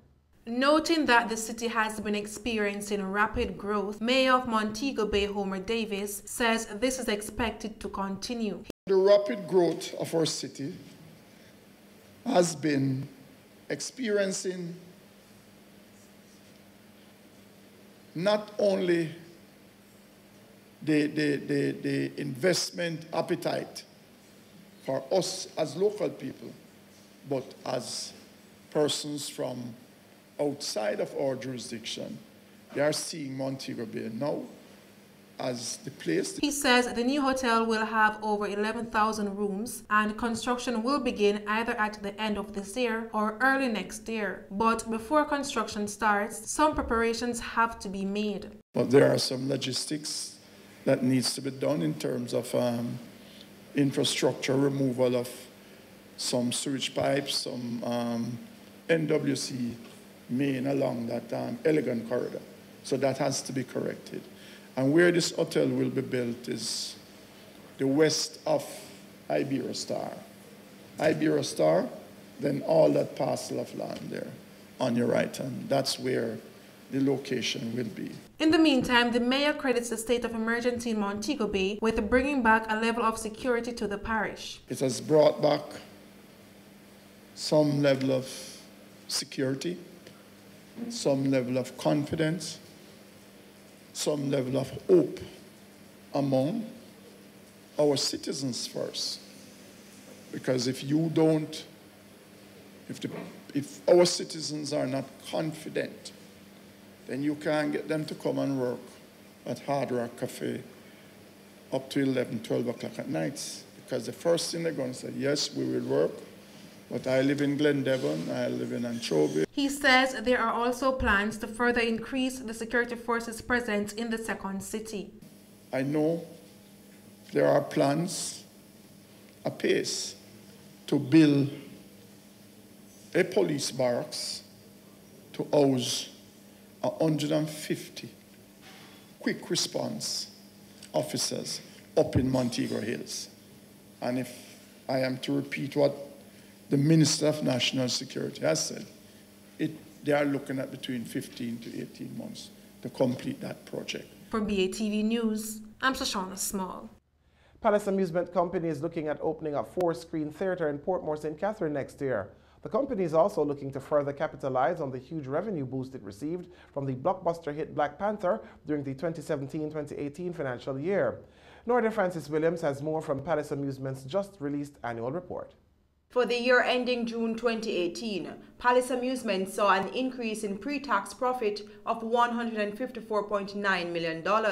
That's well over the $41.7 million accounted for in 2017. Revenues amounted to $1.16 billion compared to the $990 million recorded in the previous year. This 17% jump was directly related to the large number of persons going to watch the film, which broke box office records worldwide. Meanwhile, total comprehensive income was $890 million over the $789 million recorded in 2017. Profit attributable to shareholders was $123.8 million. Earnings per share was $86 per share, compared to $22 per share in 2017. Palace Amusement takes pride in the opportunity to play a key role in the Jamaican entertainment industry, and they continue to celebrate their position in the marketplace. In the coming year, they are looking to employ new technology in their cinemas to improve the customer's viewing experience. They are also looking to reopen a cinema in the Portmore area, which will offer 4 screens. They say while 2018 will be difficult to beat, they look forward to what 2019 will bring. For BATV News, I'm Northern Francis Williams. And when we return, we'll have more news right after these messages.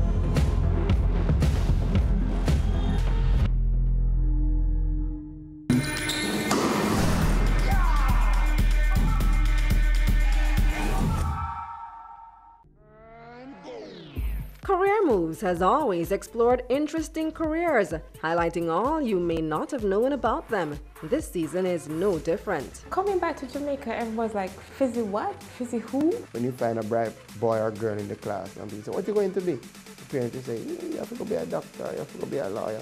Nobody says you have to go be a politician. Let me see your hands!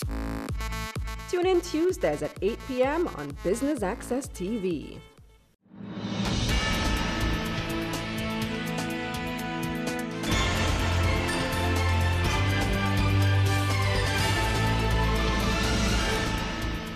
Welcome back. The government says several public-private partnerships should be generated from the many infrastructural projects that take place across the island within the next 5 years. Minister without portfolio in the Ministry of Economic Growth and Job Creation, Daryl Vaz, says Cabinet will soon begin reviewing plans for more private sector involvement as the country expands its infrastructure. Minister Vaz was speaking at a forum put on by Money Masters in Kingston this morning. Here's more in this report. Minister Vaz says the government is aware of the significant role that the private sector plays in stimulating economic growth, and that is why the administration is looking for more public-private partnerships to help develop the country's infrastructure. There is finally a submission, cabinet submission, which is currently being reviewed now to take to cabinet, and I think some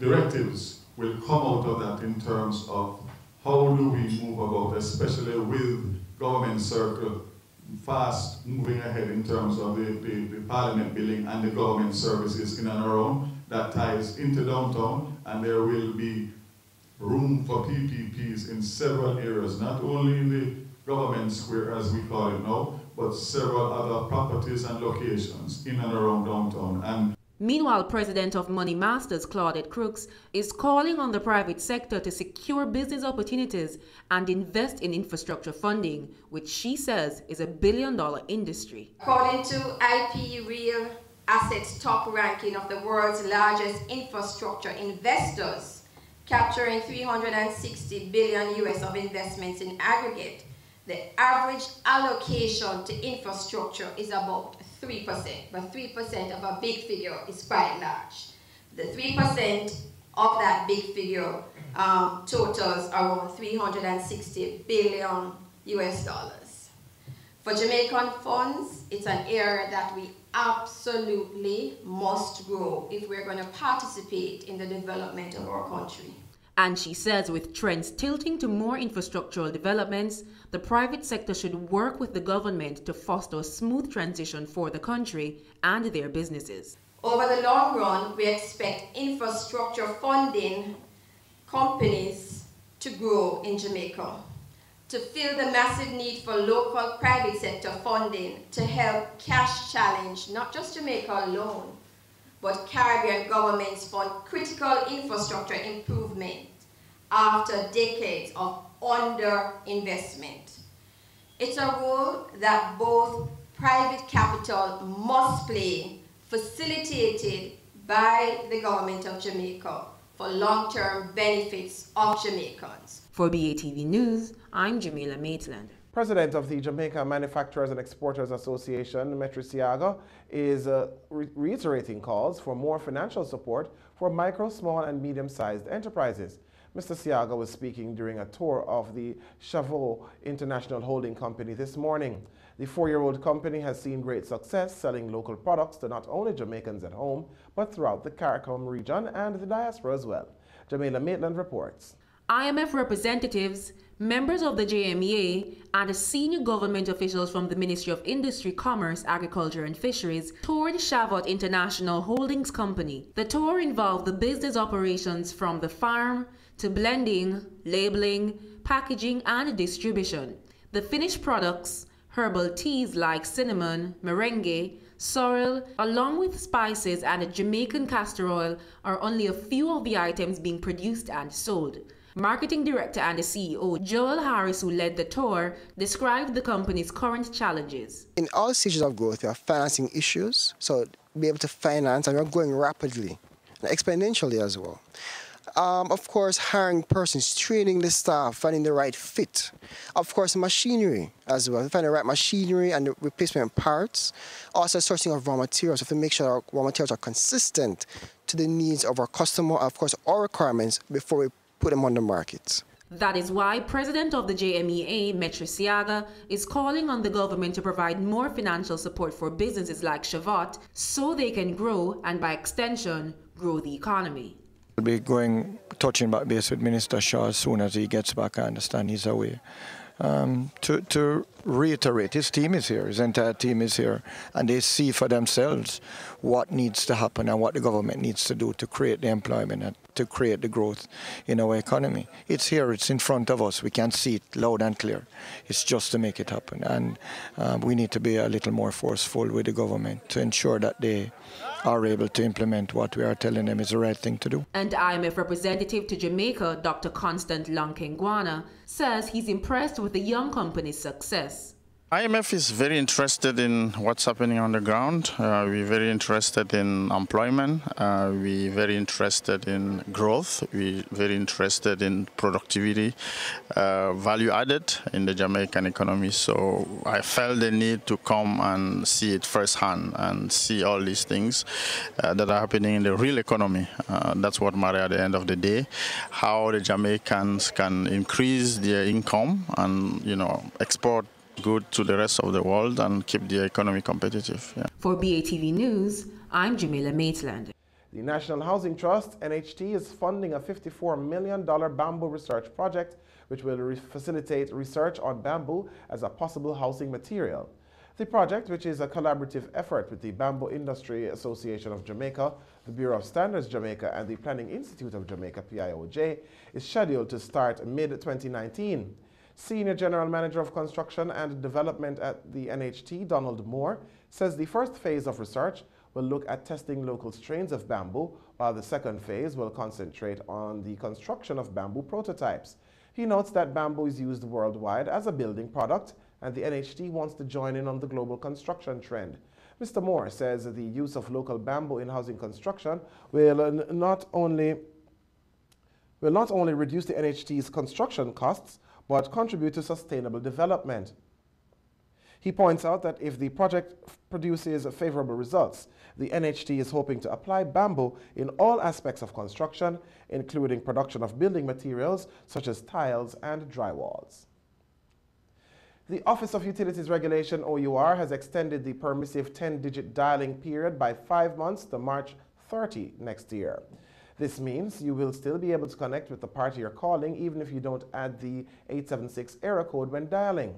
The permissive dialing period was scheduled to end today.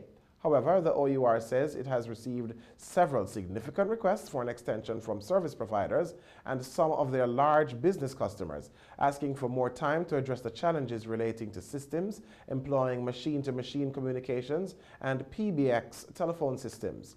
The OUR points out that the challenges pertain primarily to some older PBX systems, budgetary constraints prohibiting the timely replacement of affected equipment, and the length of time needed to reconfigure thousands of point-of-sale machines and alarm systems. Affected customers include hospitals, hotels, security companies, and some major government entities. And after these messages, we'll return with regional and international stories.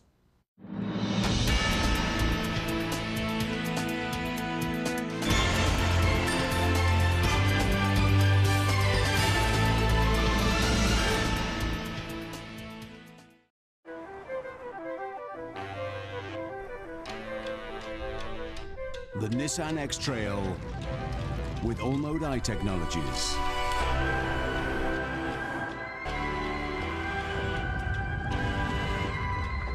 No matter what the road throws at you, your story starts here.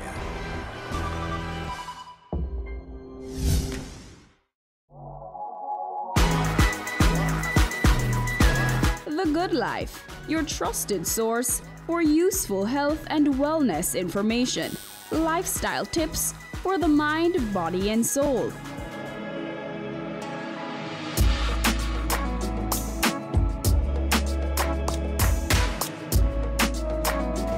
Tune in Tuesdays at 8:30 p.m. on Business Access TV.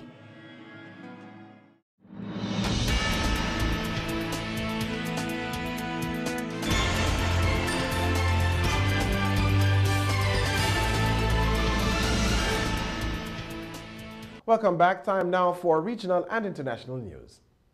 Trinidad and Tobago's Minister of Communications, Stuart Young, has confirmed that a memorandum of understanding has been signed for a sandals project in the Twin Island Republic. However, he said there was not much else to report on the MOU right now. He was fielding questions from the media on a newspaper report quoting Sandals chairman Gordon Butch Stewart as saying he would walk away from the project if the process was not transparent. Our negotiations and discussions are at a sensitive stage. As I have said repeatedly, as the Prime Minister said, we are not yet there. All that we've signed, as you heard Mr. Stewart say, is an MOU. There will be full transparency in this, but quite frankly, there's nothing for us to discuss and release to the public as yet because we're not there. As you heard Mr. Stewart say, this is Butch. We are currently looking at negotiating commercial contracts, management contracts. I spoke to the CEO up to yesterday. We're trying to finalize the dates for us to sit down and do those final negotiations. Cuba is now holding its annual trade fair in a bid to boost trade significantly. It's the first trade fair in the post-Castro era, and the government is hoping to woo new investors. Here's more. It may have been running for over 30 years, but the first Cuban trade fair in the post-Castro Cuba is not the easiest.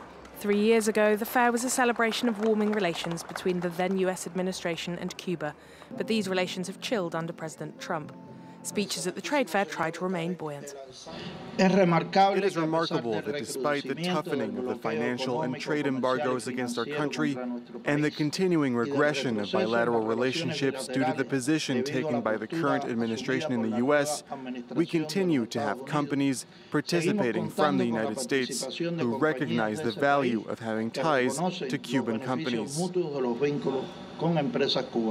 The range of stands showcasing cigars, rum, and much more, but the exhibitors have noticed the shift. But it's not the same intensity as it was 2 years ago. They're simply, Cuba's ability to buy is somewhat more limited, and that has cooled off the commercial relationship to a degree as well. According to the Cuban government, combined exports and imports fell around 25% from 2013 through to 2017. 2018 is looking bleak too. Between January and August, agricultural and food product exports from the US to Cuba fell nearly 9%. The US is not the only factor in the Caribbean islands' struggles. The Cuban government have announced a poor sugar harvest, but more importantly, the crisis in Venezuela has isolated Cuba from one of its closest allies and trading partners. Mexico's president-elect is facing criticism for canceling the building of a new airport in Mexico City. Last week, voters rejected the partly built $13 billion airport that the current president started in 2015. Al Jazeera's John Holman reports from Mexico City. A new space-age airport meant to propel Mexico into the 21st century. Its cost, $13 billion. Its construction, well underway. But on Monday, President-elect Andrés Manuel López Obrador brought it to a juddering halt. The project was riddled with corruption and cronyism, he said. Instead, other airports will have their capacities increased. Two runways will be built in the Santa Lucia Military Airport. The current airport in Mexico City will be improved, and the Toluca Airport will be reactivated. But the decision was about more than just the airport or the markets. For many, it was an early sign of how the president-elect plans to govern. He said he'd let the people choose the way ahead via a national referendum. But when it was finished this Sunday, it was widely panned. Just 1% of the electorate turned out. The questions were flawed, skewed in favor of the option that the new government wants. It was shown that voters could vote more than once in the different polling stations. I mean, hardly you can see this as a successful exercise of participative democracy. López Obrador plans to change the constitution for more referendums on key issues. But that's not the sort of decision-making that will tempt future investors, say business leaders.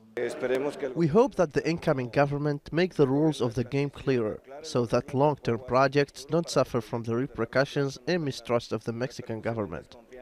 At the stock exchange, those repercussions were already being felt. The drop in the peso is a real reflection of the deep concerns of the markets and the business community. But the president-elect says that he's not governing for them, he's governing for the people, and first and foremost, the poor. He says the airport project's cancellation will save the country $5 billion a year, and his alternative plan will be finished in 3 years. By that time, Mexicans will also have a clearer idea of who they voted into power. John Holman, Al Jazeera, Mexico City. Brazil's new president-elect has announced his first foreign trip. Jair Bolsonaro says he will visit Chile, followed by the United States and Israel. Bolsonaro won more than 55% of the vote in Sunday's election, but many fear he will push his right-wing populist agenda once in power. Al Jazeera's Teresa Bow reports with more from Rio de Janeiro. André Rodriguez lives in Rocinha, the largest slum in Rio de Janeiro. People living here have to deal with poverty and insecurity every day. But now that Jair Bolsonaro was elected president, many are not sure of what's coming next. We have seen a war here between drug traffickers, and that affects our economy inside this slum. Many shops had to close because they couldn't make it. For things to change, we need investment in education that's missing here. With education, we wouldn't have so many kids involved in drug trafficking. Bolsonaro has promised to fight the crime wave that is killing thousands every year and to reinvigorate Brazil's economy. For years, those who live in the favelas have voted for Lula da Silva's center-left Workers' Party. But it was different this time. Even though Jair Bolsonaro insulted in the past black people and minorities and could pass laws that could end up hurting the poor, he has managed to get votes in favelas like this one. The main reason is because he represents change. Johnny Silva says that the economy is his main priority. I am worried about the economy. It has lost investors with the crisis. Bolsonaro says a lot about security and corruption, but he hasn't talked much about the economy. Bolsonaro has promised to liberalize the economy, privatize state companies, and reduce the deficit. He has also said that Brazil will be closer to the United States and Israel. He is expected to be more aggressive with China. But analysts say it won't be easy for him to put into practice many of his campaign promises. It's not going to be so easy for Brazil to do whatever Trump does, because Trump can fight with China, because the United States have a high deficit in trade balance with China. Brazil has a very high surplus in trade balances, so it's not the same. And China is much more important for Brazil than Brazil to China. It's not like the US. Anger towards the political class has helped Bolsonaro win the presidency. But even though his violent rhetoric scares many in Brazil, there are those who want their daily lives to change. Teresa Bo, Al Jazeera, Rio de Janeiro. Stay with us. Talking Stocks is next.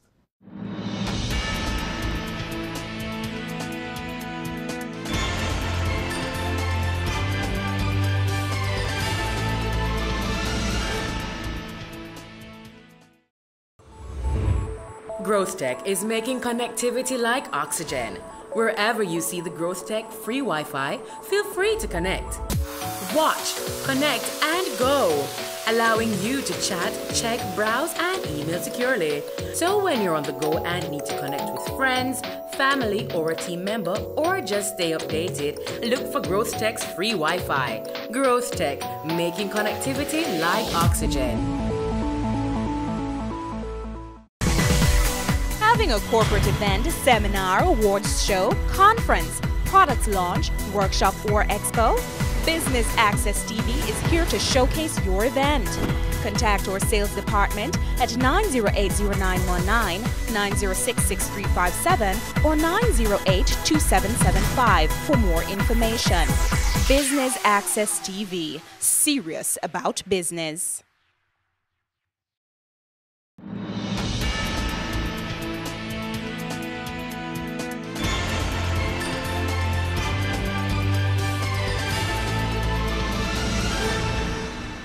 Welcome back. It's now time for Talking Stocks. 63 stocks traded today, of which 32 advanced, 24 declined, and 7 traded firm. The main JSE index advanced by 7,451 points to close at over 363,000. The junior index declined by 18 points to close at 3,289. Over 11 million units traded today, valued at over $98 million on the Jamaican dollar market, while on the US dollar market, more than 48,000 units traded, valued at over $8,900 US dollars. JMMB Group's 7.5 VR Jamaican dollar preference shares, with over 7 million units trading, accounted for almost 3/4 of market volume. NCB Financial Group, with a little over 500,000 units trading, was second, while Carreras, with over 300,000 units trading, was third, with 3% of market volume. The main advancers were G West Corporation ordinary shares up 25 cents to close at $1.85, followed by Jamaica Stock Exchange ordinary shares up $1.01 to close at $9.51, and Stanley Motor ordinary shares up 46 cents to close at $5. The main decliners were Fosrich, down 59 cents to close at $3.11, followed by Salada Foods, down $3.53 to close at $21.43, and Caribbean Cream ordinary shares, down 89 cents to close at $5.86. And that's the news for this evening, but before we go, a recap of our top story. The Tourism Ministry is doing damage control this evening as reports surfaced in the U.S. media suggesting that over the past 7 years, some 78 female tourists were raped while visiting the island. Thanks for watching. For more content, visit our website at batvja.com. I'm Garth Williams. Pleasant viewing.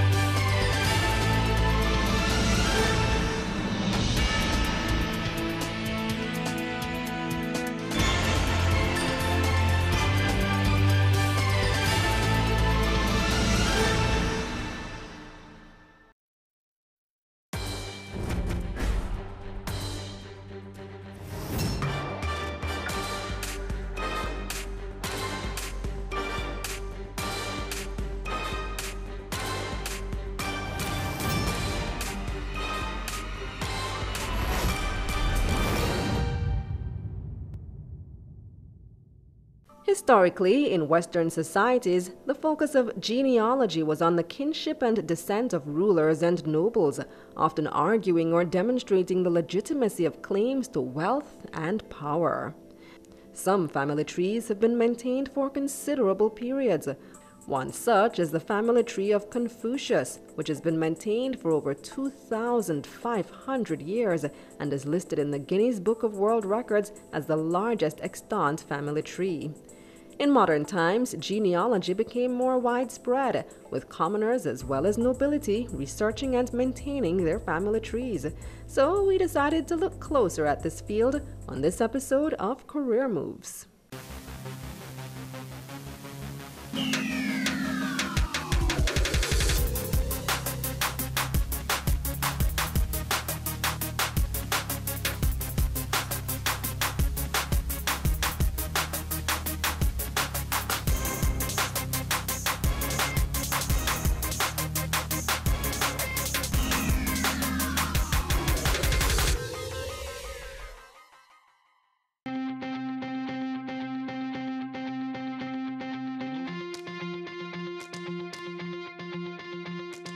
My name is Latoya Williams and I'm a genealogist.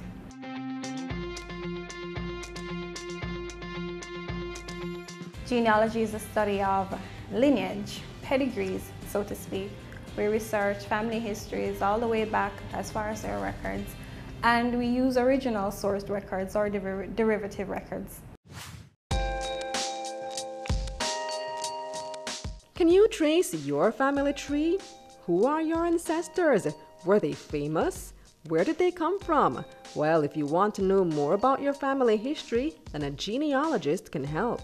A genealogist is someone who undertakes professional level research for family history. And so that means they research record groups, and there are several types: vital records, immigration records, census records, electoral records, town histories, city directories, and the list goes on. There are several more, but they try to find evidence from this, and they link families throughout the generations. It's said anyone can become a genealogist, so Latoya tells us just how. Generally, anyone can become a genealogist. It doesn't matter if they're young or old. However, a lot of genealogists are older. They've normally amassed many years' experience, partially because they are researching their own family history. But you have a lot of genealogists who are excited by the profession. The preponderance of TV shows and all of these other things have made people more aware of the profession, and they want to enter into it too. So we have a good balance. I actually want to introduce you to your grandfather, Walter Owen. So I've never seen him or know anything about him. It's just amazing. Many genealogists work from home, except if they belong to larger, more established firms, and that's not necessarily the case in Jamaica. Most individuals here are private researchers, but a genealogist is not limited to just their home, because they're required to go out into the field and do research. They visit records office like the RGD, they might visit the family history centers like the LDS Family History Center, the National Library, National Land Agency. They visit subjects out in the field, people who they're searching for, so they might have a pretty much like a hill and gully ride experience when they go out there. I think people choose to become genealogists if they're bitten by the bug, so to speak. You have to have a sense of mystery. You want to solve puzzles, to be a sleuth, so to speak, because genealogy is all about research work, investigative work, and history too. Latoya speaks to how the profession grew on her. I grew up Anglican, and as you know, a feature of the Anglican churches is the graveyards that are right around the property. So we'd play among the graves when we were younger, and I would always look at them and look for the oldest that I could see. Somebody born in 1790 or 1820, and I thought, wow, wonder what it was like for them growing up then. And so from a very young age, even before I knew myself, I had that mystery, that wonder, that awe about people who died and their lives. I wanted to explore this a little bit more. I think when I was about 10 to 13, I had an impression that, and I know it's funny, but I thought I was an African princess, somebody who had royal lineage, and I said, you know what, I'd love to be able to find that out. And I decided that if I had an opportunity, I would pursue it. I would find out all the way back to my lineage in Africa if I could, and other places. When I was older, my mother brought me to a family funeral. Her uncle Nathaniel had died, and this was given me a bit Clarendon, and it was the first time we were actually going there.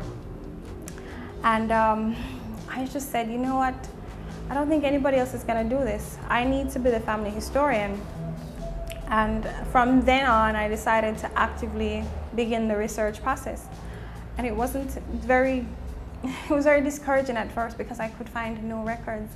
And people weren't necessarily open to speaking about the family so much. I think it's because of, you know, how they grew up. In Jamaica, we do have this thing where don't ask questions, don't really talk about people's names or so. So for me, that was difficult. It wasn't until some years later that I was able to get somewhere when it came onto the records. Last year, Brigham Young University unrolled a core of programs here in Jamaica and in the rest of the Caribbean, and genealogy research was a part of it. I was doing genealogy research just as best as we could with the resources that were there, but I decided that it was time to enroll in the course and do exactly what I wanted to do. So I started about 14 years ago, from the time of that funeral until now, applying the knowledge. I applied it to my own family tree at first, you know, looking at the different sections, and I've been able to find some wonderful things since then, things that have inspired me. And I see a change in my family now too, where they really want to help in this process. Whatever information you require, they try to assist you as opposed to before. She also shares with us what goes on in the day-to-day affairs of a genealogist. So we might have consultations with clients. From our consultation, we will determine what exactly the client wants to pursue. So we come up with what you call the research questions, and we decide what strategy is best to employ to getting those results, what record sets to look up, where to go to get the information, who to contact, and whether or not, from the original scoping, if we're going to go out into the field and do interviews for that family or videos or so. Genealogists and family historians are the keepers of generations. We provide answers to some of mankind's most pressing questions. That's of, who am I? Where did my people come from?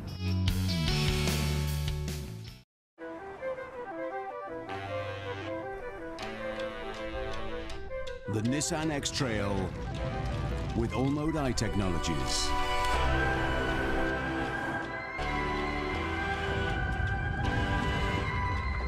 No matter what the road throws at you,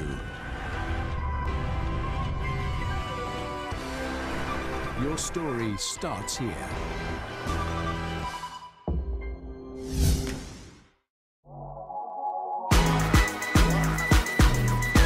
The Good Life, your trusted source for useful health and wellness information, lifestyle tips for the mind, body, and soul.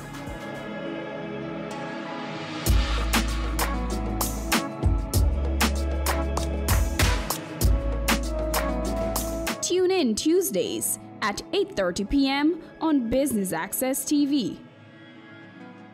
It's season 12, and Wealth Magazine Business Access is here to keep you business savvy. With an impressive mix of some of Jamaica's most inspiring business moguls, we continue to keep Jamaica informed, empowered, and ready to dominate. Tune in Sundays at 5 p.m. only on BATV. You're watching Business Access. Business Access. Business Access. Business Access TV. Serious about business.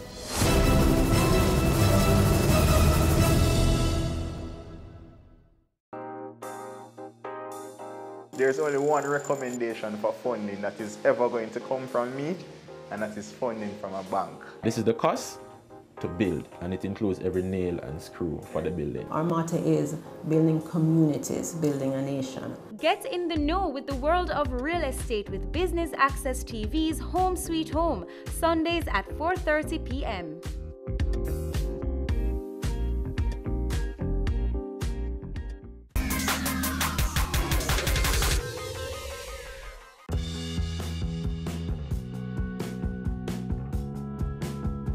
Yes, I would. To get a better understanding of who I am as a person. Yes, I would, because actually it helps us to get closer to our families, and actually when you go to like the family center, it helps us to know the history of our families. You know, thinking about families, you get to learn all their cultures and all the food that they eat and how they dress. You know, someday I want to have a family and I'll be able to share with my family all these details of my past family life. Of course, family history is wonderful. You get to learn more about family, because family is so important. Without family, I mean, who are we? Most definitely. I knew I had a sister who passed before I was born. But the first time I saw her name in a document just excited me, and I made a connection with her right then and there. It really makes a lot of sense when you understand, you know, where you came from, when you understand, you know, a little bit more about your ancestors. Sometimes you may find that, you know, you have things in common with them. You know, that's why I love learning about them, because it just makes sense.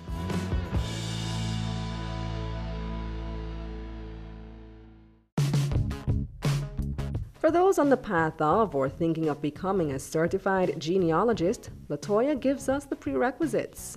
Well, every university program, they have their rudimentary subjects. You do need a good grasp of English because you write a lot of reports. You need to be able to reason well, and so the math calculus courses would be very beneficial to you. It would exercise that reasoning ability. But history, I would think a prerequisite.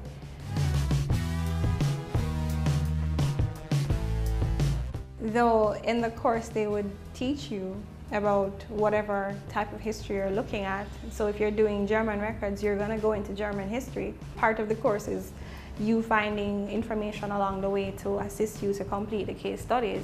Other people can get involved in genealogy too. For example, genetic scientists. There is the whole DNA aspect where from a biological standpoint they can go into that too. But just what goes into training? You have different types of genealogists. Professional genealogists, which is more of where I'm going, they do study. So there is training, specialized training, which can be done through, for example, Family Search has a training program.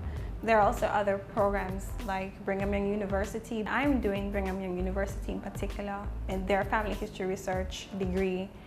And after that, I intend to get the international certification, the board certification for genealogists and the International Commission of Accredited Genealogists certifications.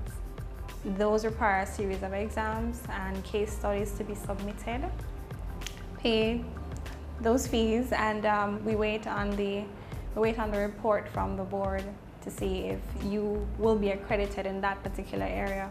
And so it's not just a broad certification. Is it British, the British Isles? Is it American genealogy? Is it Swedish? Is it German? You know? And currently there are no accredited internationally certified genealogists in the Caribbean, and so I'm on track to becoming the first to do that. What goes on in training? It is a lot of reading. It is a lot of work.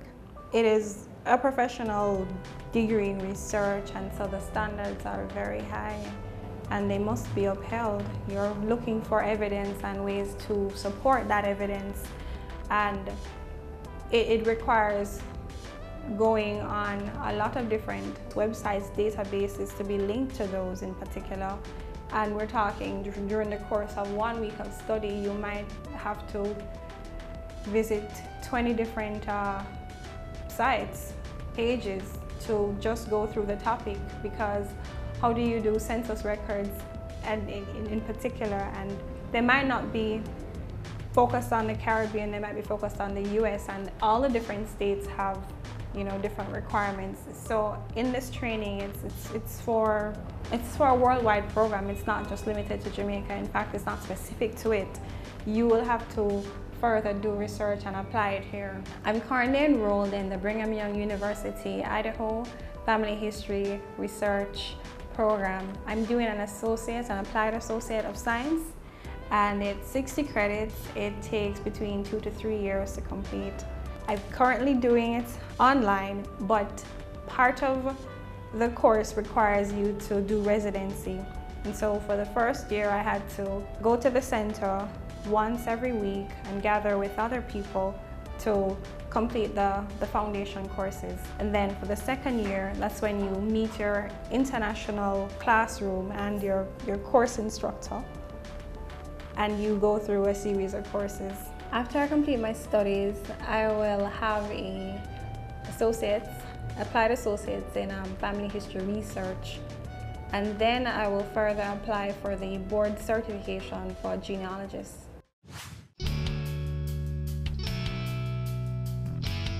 Latoya says there aren't many universities offering programs for the genealogical studies. For the most part, it's Boston University that has a program, a certificate program, and Brigham Young University, they're pretty much the leaders in providing this. This is why, for the most part, genealogists seek board certification or other commission training. Apart from digging up the past, what other purpose do they serve? I think historians are the keepers of records. I think genealogists and family historians are the keepers of generations. We provide a link between families from the earliest of times to now. We provide answers to some of mankind's most pressing questions. That's of, who am I? Where did my people come from? And what are their stories?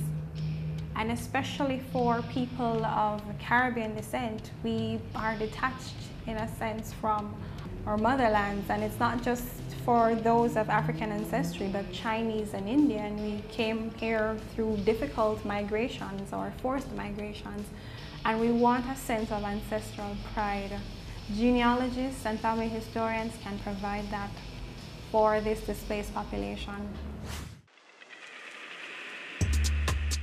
Even with the service they provide, their demand in Jamaica is limited. I'm a business researcher by profession, and I delved into genealogy research because there is the opportunity. But by no means do I not understand that you have to create your own market. It is not exactly very easy for genealogists in Jamaica or the Caribbean to find a lot of work because our population, they're not so aware of the need for genealogy research, not as yet. What happens is, internationally, genealogy, family history work is exploding. People are so excited. There are a preponderance of shows. Where did I come from? Who am I? You know, roots. And I do see that that will blossom, the demand for it, but it's not exactly no. So you might want to have additional options or sources of income while you pursue this. It's a passion. And if you enter into this field, genealogy research, you have to be prepared to develop the market and to wait until it's ready. However, she highlights that job security is a sure thing. There is some means of job security in this field, mainly because you would start your own genealogical practice. And in that, as long as you maintain a steady flow of clients, you will be fine.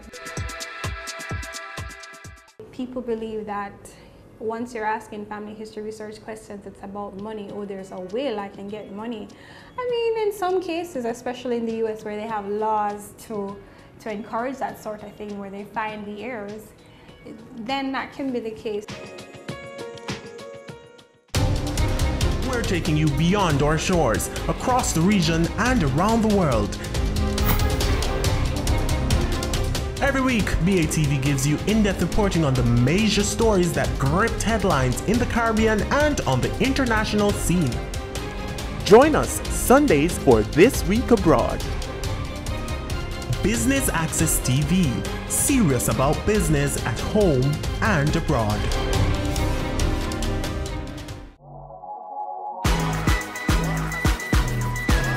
the Good Life, your trusted source for useful health and wellness information, lifestyle tips for the mind, body, and soul.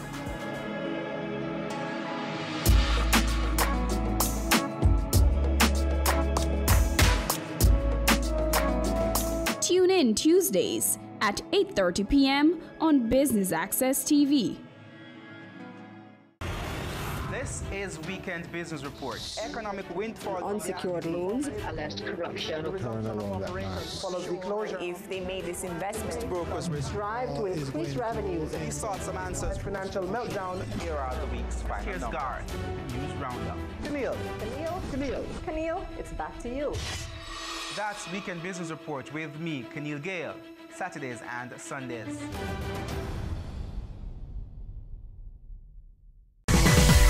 Having a corporate event, seminar, awards show, conference, product launch, workshop, or expo?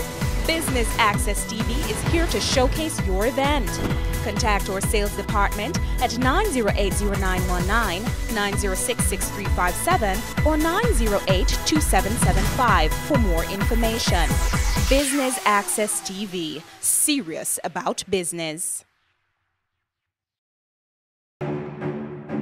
Go for God Family Church. Today's message is for those of you who thought that Jesus was finished. Inspiring messages. I'm here to tell you today that you are excellent. God is excellent. Empowerment from biblical motivation. To be glorified means to endow with authority. A woman is a powerful, creative being. Join Pastor Christopher Morgan and the Go for God team as we go for God.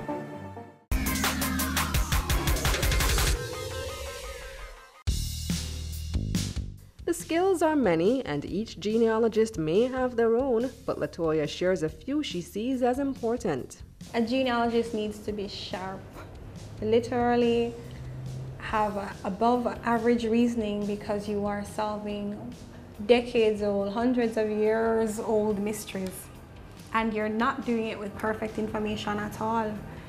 A genealogist would have to have an appreciation of history and culture, societal rules of the time, paleography, which is handwriting, so it's being able to interpret ancient or old handwritings, even scripts, in a sense that you can understand what they really mean, even in a time like even now. Due to the limited information about the field, Latoya says it's underutilized. I definitely don't believe this field is fully utilized in Jamaica. I don't think there's much awareness of genealogy research, and as a consequence, a lot of our families are not as connected as they could be. There are few genealogists here in Jamaica.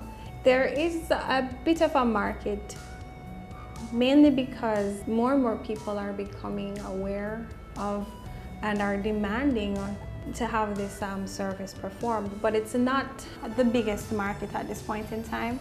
Hopefully we'll see it grow with awareness programs and just because the demand worldwide is skyrocketing, that our people here will catch on too.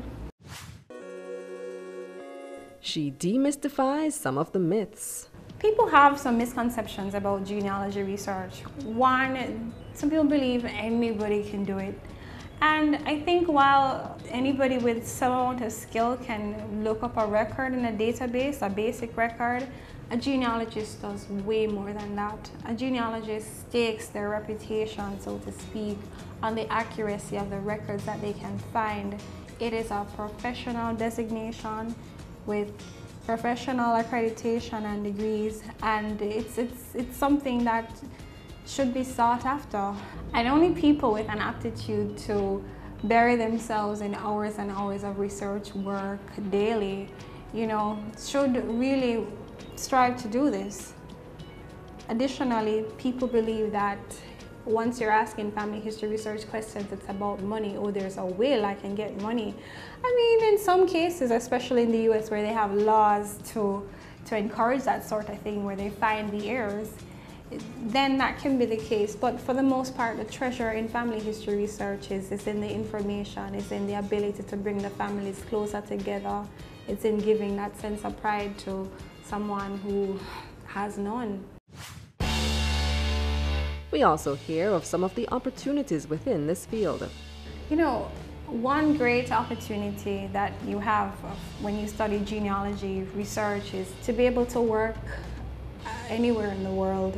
As long as you have that international accreditation or certification, even if the work is not present here in Jamaica, it doesn't stop you from doing German research or American research or some other country. There are opportunities too for programmers. You know, genealogy is backed, especially now, by technology to an unprecedented degree. So most jobs for genealogy firms, they require software engineering backgrounds because they power these powerful databases and family trees. DNA in particular, it's becoming so popular. Everyone wants to do a DNA test to find out, you know, where exactly that far-flung relative is. And so if you're a genetic scientist, you can find your way into genealogy that way. Nearly all genealogists are self-employed. Most work on a part-time basis for private clients, and so the compensation, as Latoya tells us, varies. Compensation for genealogists, it's an absolute wide range. In particular, most of our clients would be people from in the diaspora outside of Jamaica, and in America in particular, and I can speak to their rates because those are published, it's between $20 to $100 US an hour to hire genealogists. And there is a great range because it depends on how many years of experience a genealogist will have. Some of them will be PhD candidates, professors, people who lecture on the subject, and it can be all the way down to record searchers. The job outlook for genealogists, it's looking up. Here in Jamaica, it's probably a little slower than other professions. But if you do study this, you should have an eye to not just work here, but to work even remotely abroad. If you're still wondering about your roots and have a desired interest, you may gain something from Latoya's advice. If you have a passion for history and family history, then this might be the profession for you. Utilize your skills, you know, in other areas. You might have studied something else in university and you want to find a creative way to utilize those skills, be it in software development, history or library science. You know, there are areas in genealogy that you can look at, and don't just do it casually. Start there, but pursue some certification so that you might be able to keep up the standard within the profession.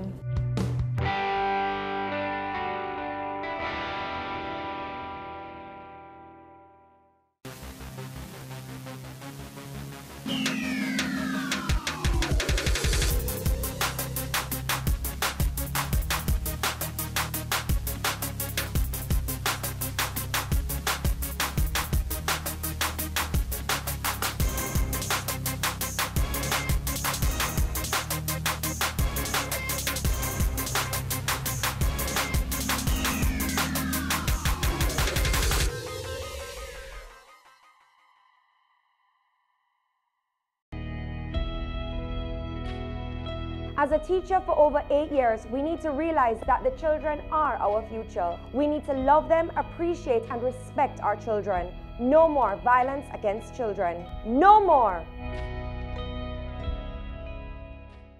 They say it takes a village to raise a child, but the world will one day need the leadership of that child. The time you spend with your child matters. It stimulates their minds and shapes the way they act. Talk with your children. Help them to better understand the world around them and to value what is truly precious. Above all, the most valuable gift you can give them is love. Play, talk, teach, love. Take the time. It makes all the difference. A message from the Parenting Helpline and Ad Council Jamaica. My name is Levon Flynn, and you're watching Business Access TV. Serious about business. The eyebrows shape the human face and give definition to one's eyes and forehead. Since the growth of the makeup industry, people spend more time getting it right. This week we look at eyebrows, not just how to get them on fleek, but also how to take care of them.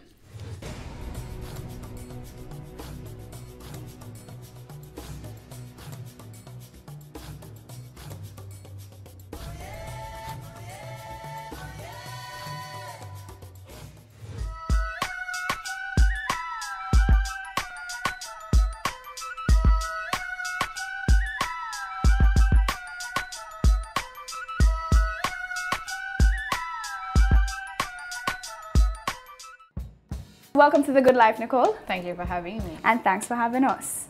So today we're talking about eyebrows. Why are the eyebrows such an important part of the makeup process?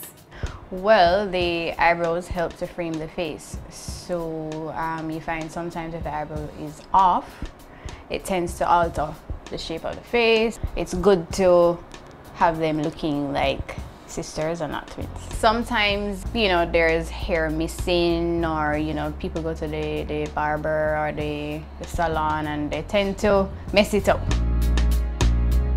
When doing eyebrows, what issues usually come to the forefront?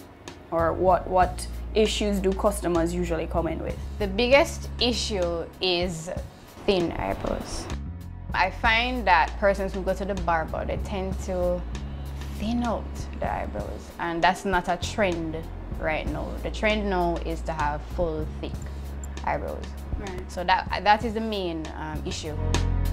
You know, you tend to go along with the natural shape of the brow, but it can be enhanced. Okay. You know, so you fill in accordingly. On my own, feeling confused, I'm slightly amused by it all. I'm wavy, you have no control. My mind is blossoming lately. You think you're the wave, I beg to differ. I inherited the wave. Okay, so what are some tips in regards to picking colors to match your brows? Well, it depends on the look that you're going for. Some people tend to like a lighter brow. Some people like a darker brow. So it really depends on the mood and the look that you're going for.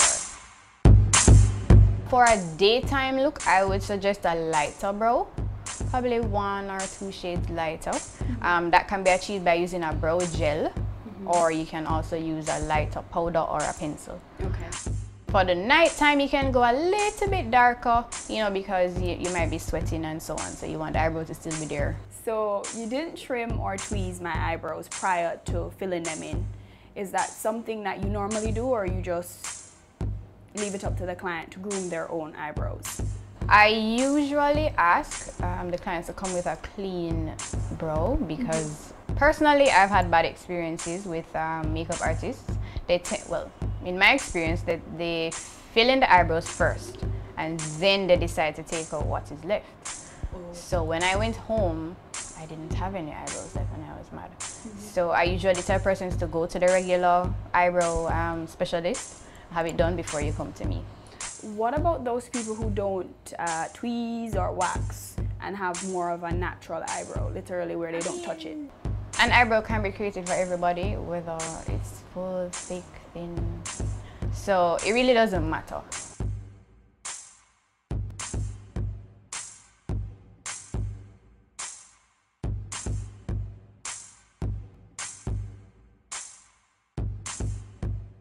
Talk to us about the steps when, you know, filling in and highlighting your eyebrows. How do you go about doing that? Okay, first, I tend to analyze the brow to see where it needs filling in and how I'm going to approach it, if I'm going to use a powder or if I'm going to use a gel. So for Amita, she has thick brows. So first we start to comb through. We comb upwards and then we go across. And then the angle brush, and we use it with a powder. I would start to fill in the areas that needed powder.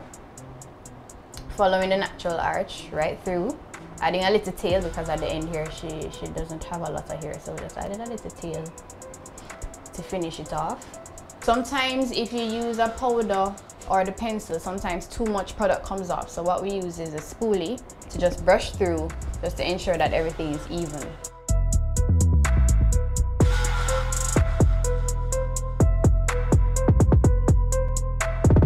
After that, we used a flat brush with concealer, two shades lighter than your complexion, to give a little highlight under the brow and to also clean up, because sometimes we get a little carried away with the line. So we use the angle brush and we move along the bottom line of the brow, and then we blend it out. You can use your finger or a blending brush to just blend out the product. Above the brow is optional. Sometimes I see people out on the road with this white halo above the brow. I don't think that's very attractive.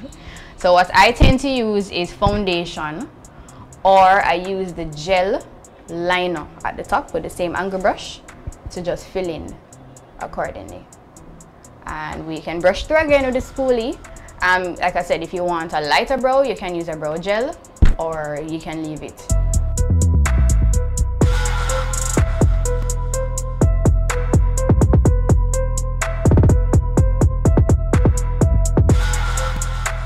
So it seems like, you know, there are a few steps involved and a few different products.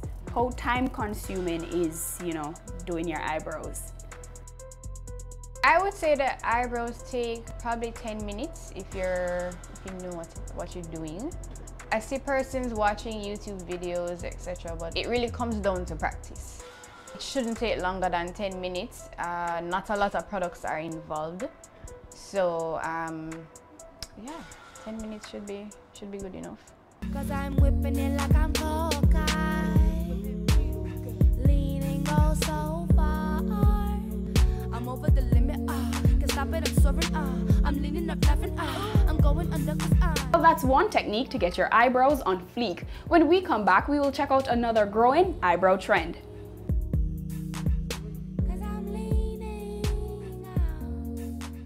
Home is where all the sweetness, silliness, and beauty of life happens. Discover your style and express yourself with furniture from the Ashley Furniture Home Store. Visit any of our 2 locations at Ligony Kingston or Fairview Montego Bay. Find the most exquisite range of furniture in varying styles to suit your needs. So tell your story with elegant and affordable lounge, bedroom, dining pieces, and more from the Ashley Furniture Home Store. Here at Ashley, this is home.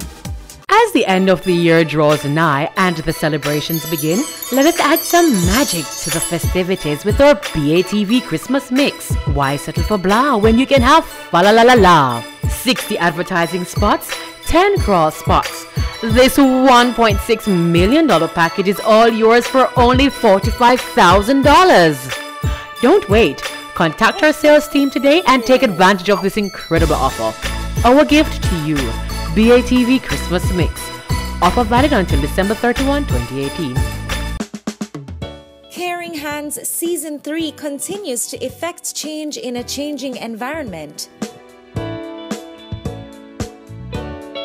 Many of us were raised by grandmothers, right? So, I mean, we know the wisdom that these people have. Going beyond business. The little leaders of today are our leaders of tomorrow. And with the proper education, we'll have very good leadership coming from that. That's Season 3 of Caring Hands, creating change and shaping lives, every Sunday at 5:30 p.m. on Business Access TV. We're taking you beyond our shores, across the region and around the world. Every week, BATV gives you in-depth reporting on the major stories that gripped headlines in the Caribbean and on the international scene. Join us Sundays for This Week Abroad.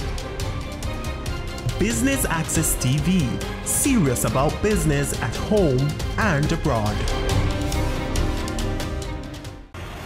This is Weekend and Business Report. Economic windfall. Unsecured loans. Alleged corruption. Follows the closure. If they made this investment. Brokers Strive to increase revenues. He sought some answers. Financial meltdown. Here are the week's final. Here's Gar.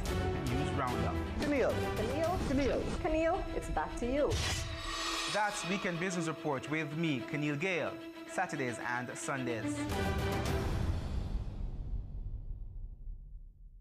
Business current affairs you can relate to. Frank, credible discussion. On point with Kalila Reynolds and Dennis Chung. Dissecting the issues, offering solutions to Jamaica's challenges. On Point, Thursdays at 8 p.m. on Business Access TV.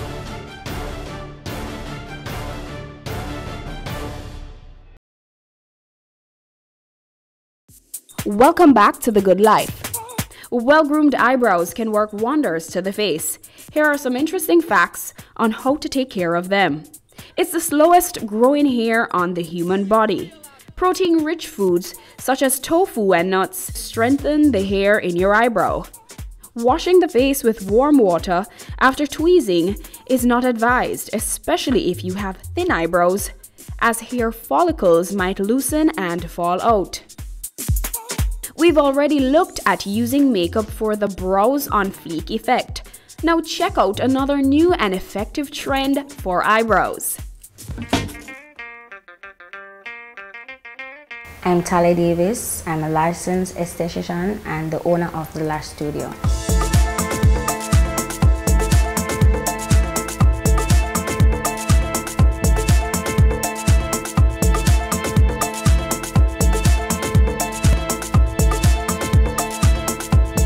Microblading is the newest trend for eyebrows.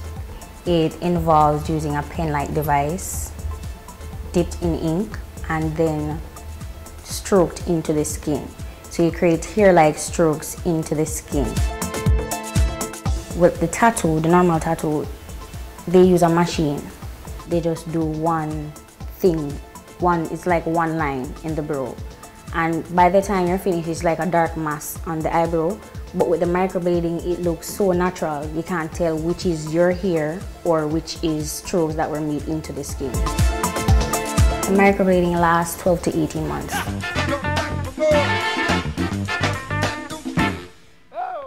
I think it is fairly new. It is around 2 years old, and it is mostly practiced in the States, in America, and in the European countries. It is hardly known in the Caribbean, to be honest, and it's really difficult getting it out there and for people to understand what it really is, because even when you explain it to them, they tend to not, go and do further research for themselves to get better understanding. It is important to note that persons who have skin diseases like alopecia or hair loss from scars or chemotherapy, over plucking or thinning eyebrows may also be desirous to try the technique. Talia explains, though, that in Jamaica, the trend is mainly for beauty purposes. One would desire to do microblading when they have, for example, they want a little more arch to their brows. And for those who want to fully reconstruct their brows, like they're totally unhappy with the way it is. For those who have gaps in their brows, they can cover it with microblading as well, so it looks really natural. And for those who just don't have the time to get up every morning and draw on the brows with pencil or filling it with brow powder, it is best for the people who aren't really in tune with the whole makeup thing. The best advantage of getting your brows microbladed is that you wake up every morning feeling beautiful. You don't have to do anything. And I think, personally, it is boyfriend or husband proof, because, they don't really like the whole fake thing, the whole drawing enough brows, and, so doing something that looks really natural is accepted by them.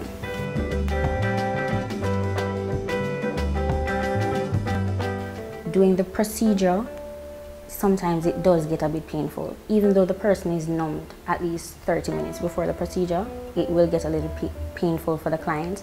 And he or she, they don't want to do it anymore, because I've had a client once who came in, and I did like 3 strokes in her brows, and she said that she can't manage it. I'm like, you just need to relax. It's gonna look great because the strokes look so great on her skin already. And she was like, no, she can't do this, and she have to go and check with her dermatologist if it's right for her. And I think having patience is one of the biggest things for me. And then it is having the whole artsy thing. You have to know how to draw the strokes. Like, not everybody, I have seen other microblading pictures, and the strokes aren't natural looking. Even though you have the pen and you know that the stroke shouldn't be too long and shouldn't be too short, some people just still don't know how to draw strokes to make them look natural.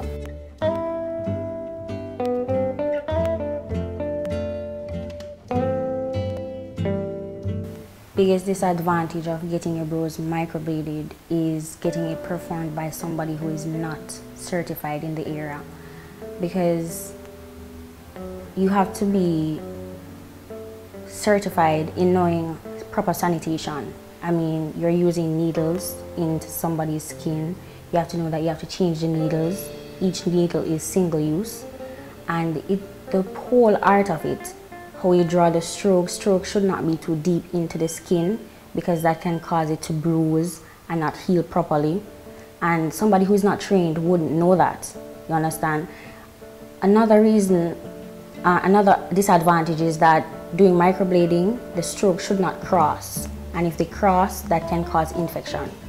So each stroke should be to themselves, nothing should be touching. The cost is just one set price. Yes, it is one set price. Many a times people come in and they say that they only want ends, and if I can give them a discount because it's just the ends they want. And the answer is going to be no, because it's one set price, and the products itself, the inks and the pens and the numbing cream especially, they're expensive, so I have to just deal with one price. It doesn't matter how many strokes I put in, and it doesn't matter if you have no brows or if you have a lot of brows. It's just one set price. It's $25,000. And that's the cost of beauty. Microblading, to be specific. Stay tuned to see the process of getting your eyebrows embroidered.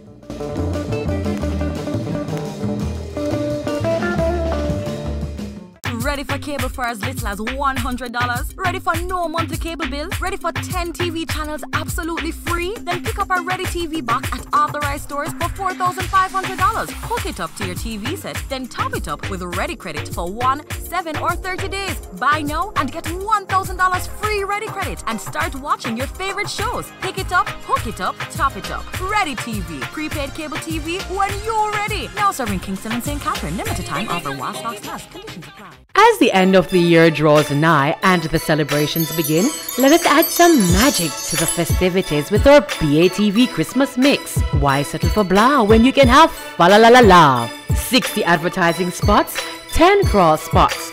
This $1.6 million package is all yours for only $45,000. Don't wait. Contact our sales team today and take advantage of this incredible offer. Our gift to you. BATV Christmas Mix. Offer valid until December 31, 2018.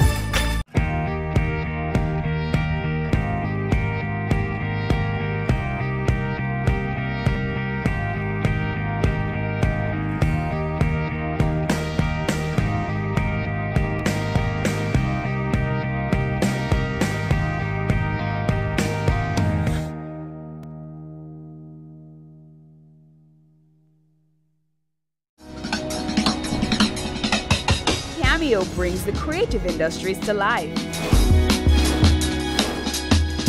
highlighting creatives in different fields each week. Art. My life surrounds art. I breathe, I eat art. Fashion. Food. Without a customer, we're nothing but four walls. Music. Film. Cameo, only on Business Access TV. It's season 12, and Wealth Magazine Business Access is here to keep you business savvy. With an impressive mix of some of Jamaica's most inspiring business moguls, we continue to keep Jamaica informed, empowered, and ready to dominate. Tune in Sundays at 5 p.m. only on BATV. You're watching Business Access. Business Access. Business Access. Business Access TV. Serious about business.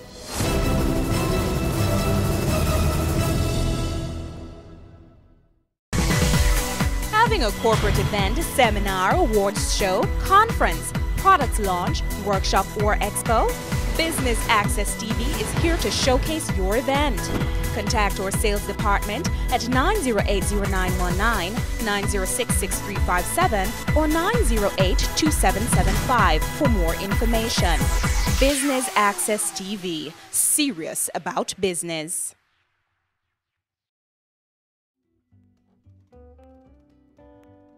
Welcome back to The Good Life.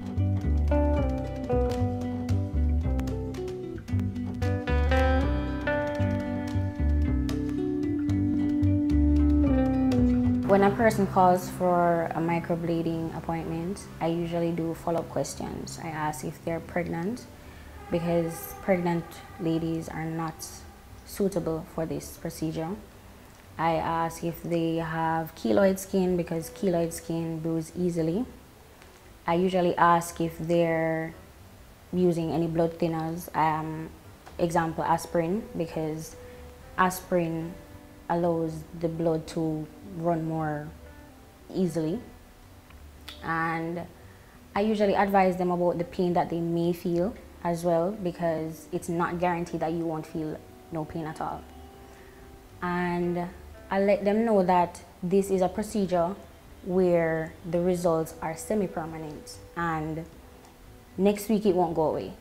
So if it's a case where I do the procedure and you don't like it, then you will have to wait at least 6 months before it really starts to fade. Even though I have never done a client and they don't like their brows. All my clients love their brows. First 30 minutes they're numbed with one numbing cream, and then after the first numbing they're numbed a second time with another numbing cream. And the numbing creams are usually really expensive. During the procedure, equipments that are used are the stainless steel pen, and the pen is about this tall, long, and there are needles at the end. So the needles are in a straight line, they're really small. And I use the inks. The inks are organic inks. It doesn't necessarily mean that plants are used to make these inks. It just means that the chemicals, the products that are used in it aren't as strong as the ones that are used to do normal tattoos. And the ink is one of the reasons why it is not considered to be permanent, because the ink is organic. So after a while it fades, and using the needles, the needle isn't pressed too deeply into the skin, so that is why it fades as well. Now that I've told you a few important things that you need to know about microblading, let's have a look at the procedure.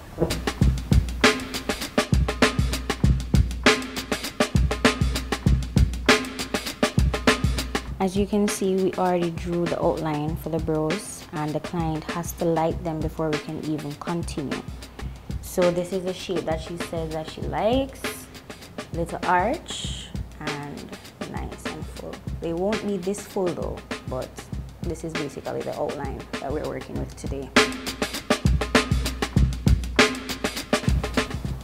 Are you ready, Jody? I'm going to make one stroke, right?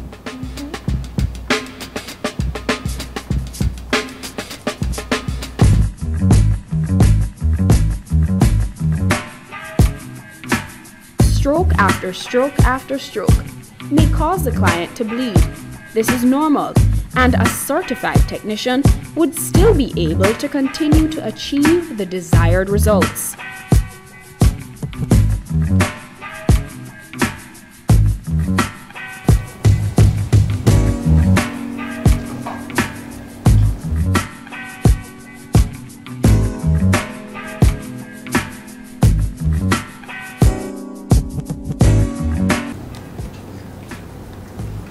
As you can see, these are the strokes that were created in our skin.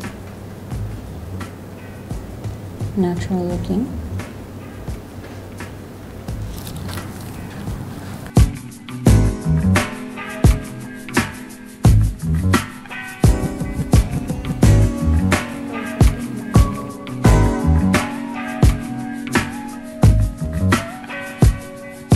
It feels tender, right?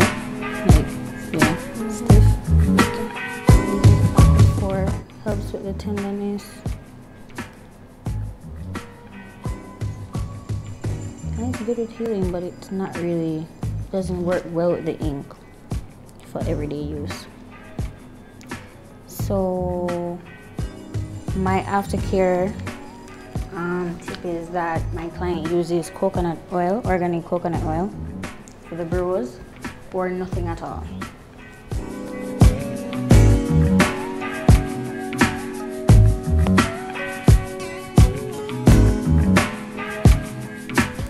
My aftercare tip for my clients is that they try not to pencil their brows until a week later, and to use raw organic coconut oil. The follow-ups are done 4 to 6 weeks later. The brows take at least 25 to 30 days to heal, and that is why we do the follow-ups on the 5th or the 6th week. After this procedure, you can expect swelling. For some persons, it depends on the skin type, or you can see redness, and it lasts like an hour to 2 hours after the procedure.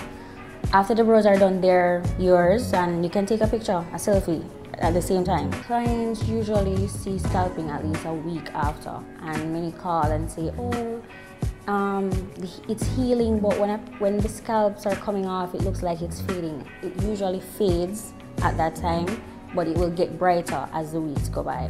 As I've said, the cost for microblading is $25,000, and as you can see, I use inks, I use stainless steel pen. The inks are usually $40 to $60 US or euro as well, and the numbing cream is from $80 to $100 US, and I have to get a big one and a small one. So the small ones are $80, and the bigger numbing cream will come up to like $120 or so. The cost is justifiable. The products aren't sold in Jamaica. We have to order them online, and then shipping is a next cost as well. So I think it's reasonable. It's very reasonable, because in the States, the cost for microblading is like $800 to $1,000 US, and in Jamaica it's $25,000. And we are using the same products as the pro microbladers in the States and in the European countries, and getting the same results as well. Yes. The procedure wasn't that bad, honestly. There was a little pain. The most is like hearing it being done, so then you get frightened within. You say like, okay, yes, it's being done, but it really wasn't that bad. Now I don't have to buy pencils and concealers and tweezers and all those stuff to like keep it on point. So now I just have to wake up, put a little powder and go. Beauty comes with pain, and you have to go through a little pain to be in the now. It's worth it. Long as the beauty industry continues to thrive, there will be those who try to feel their best by looking their best, whether it's by using makeup or a more permanent fix. Getting the eyebrows on fleek is to many a big accomplishment. And you've watched The Good Life.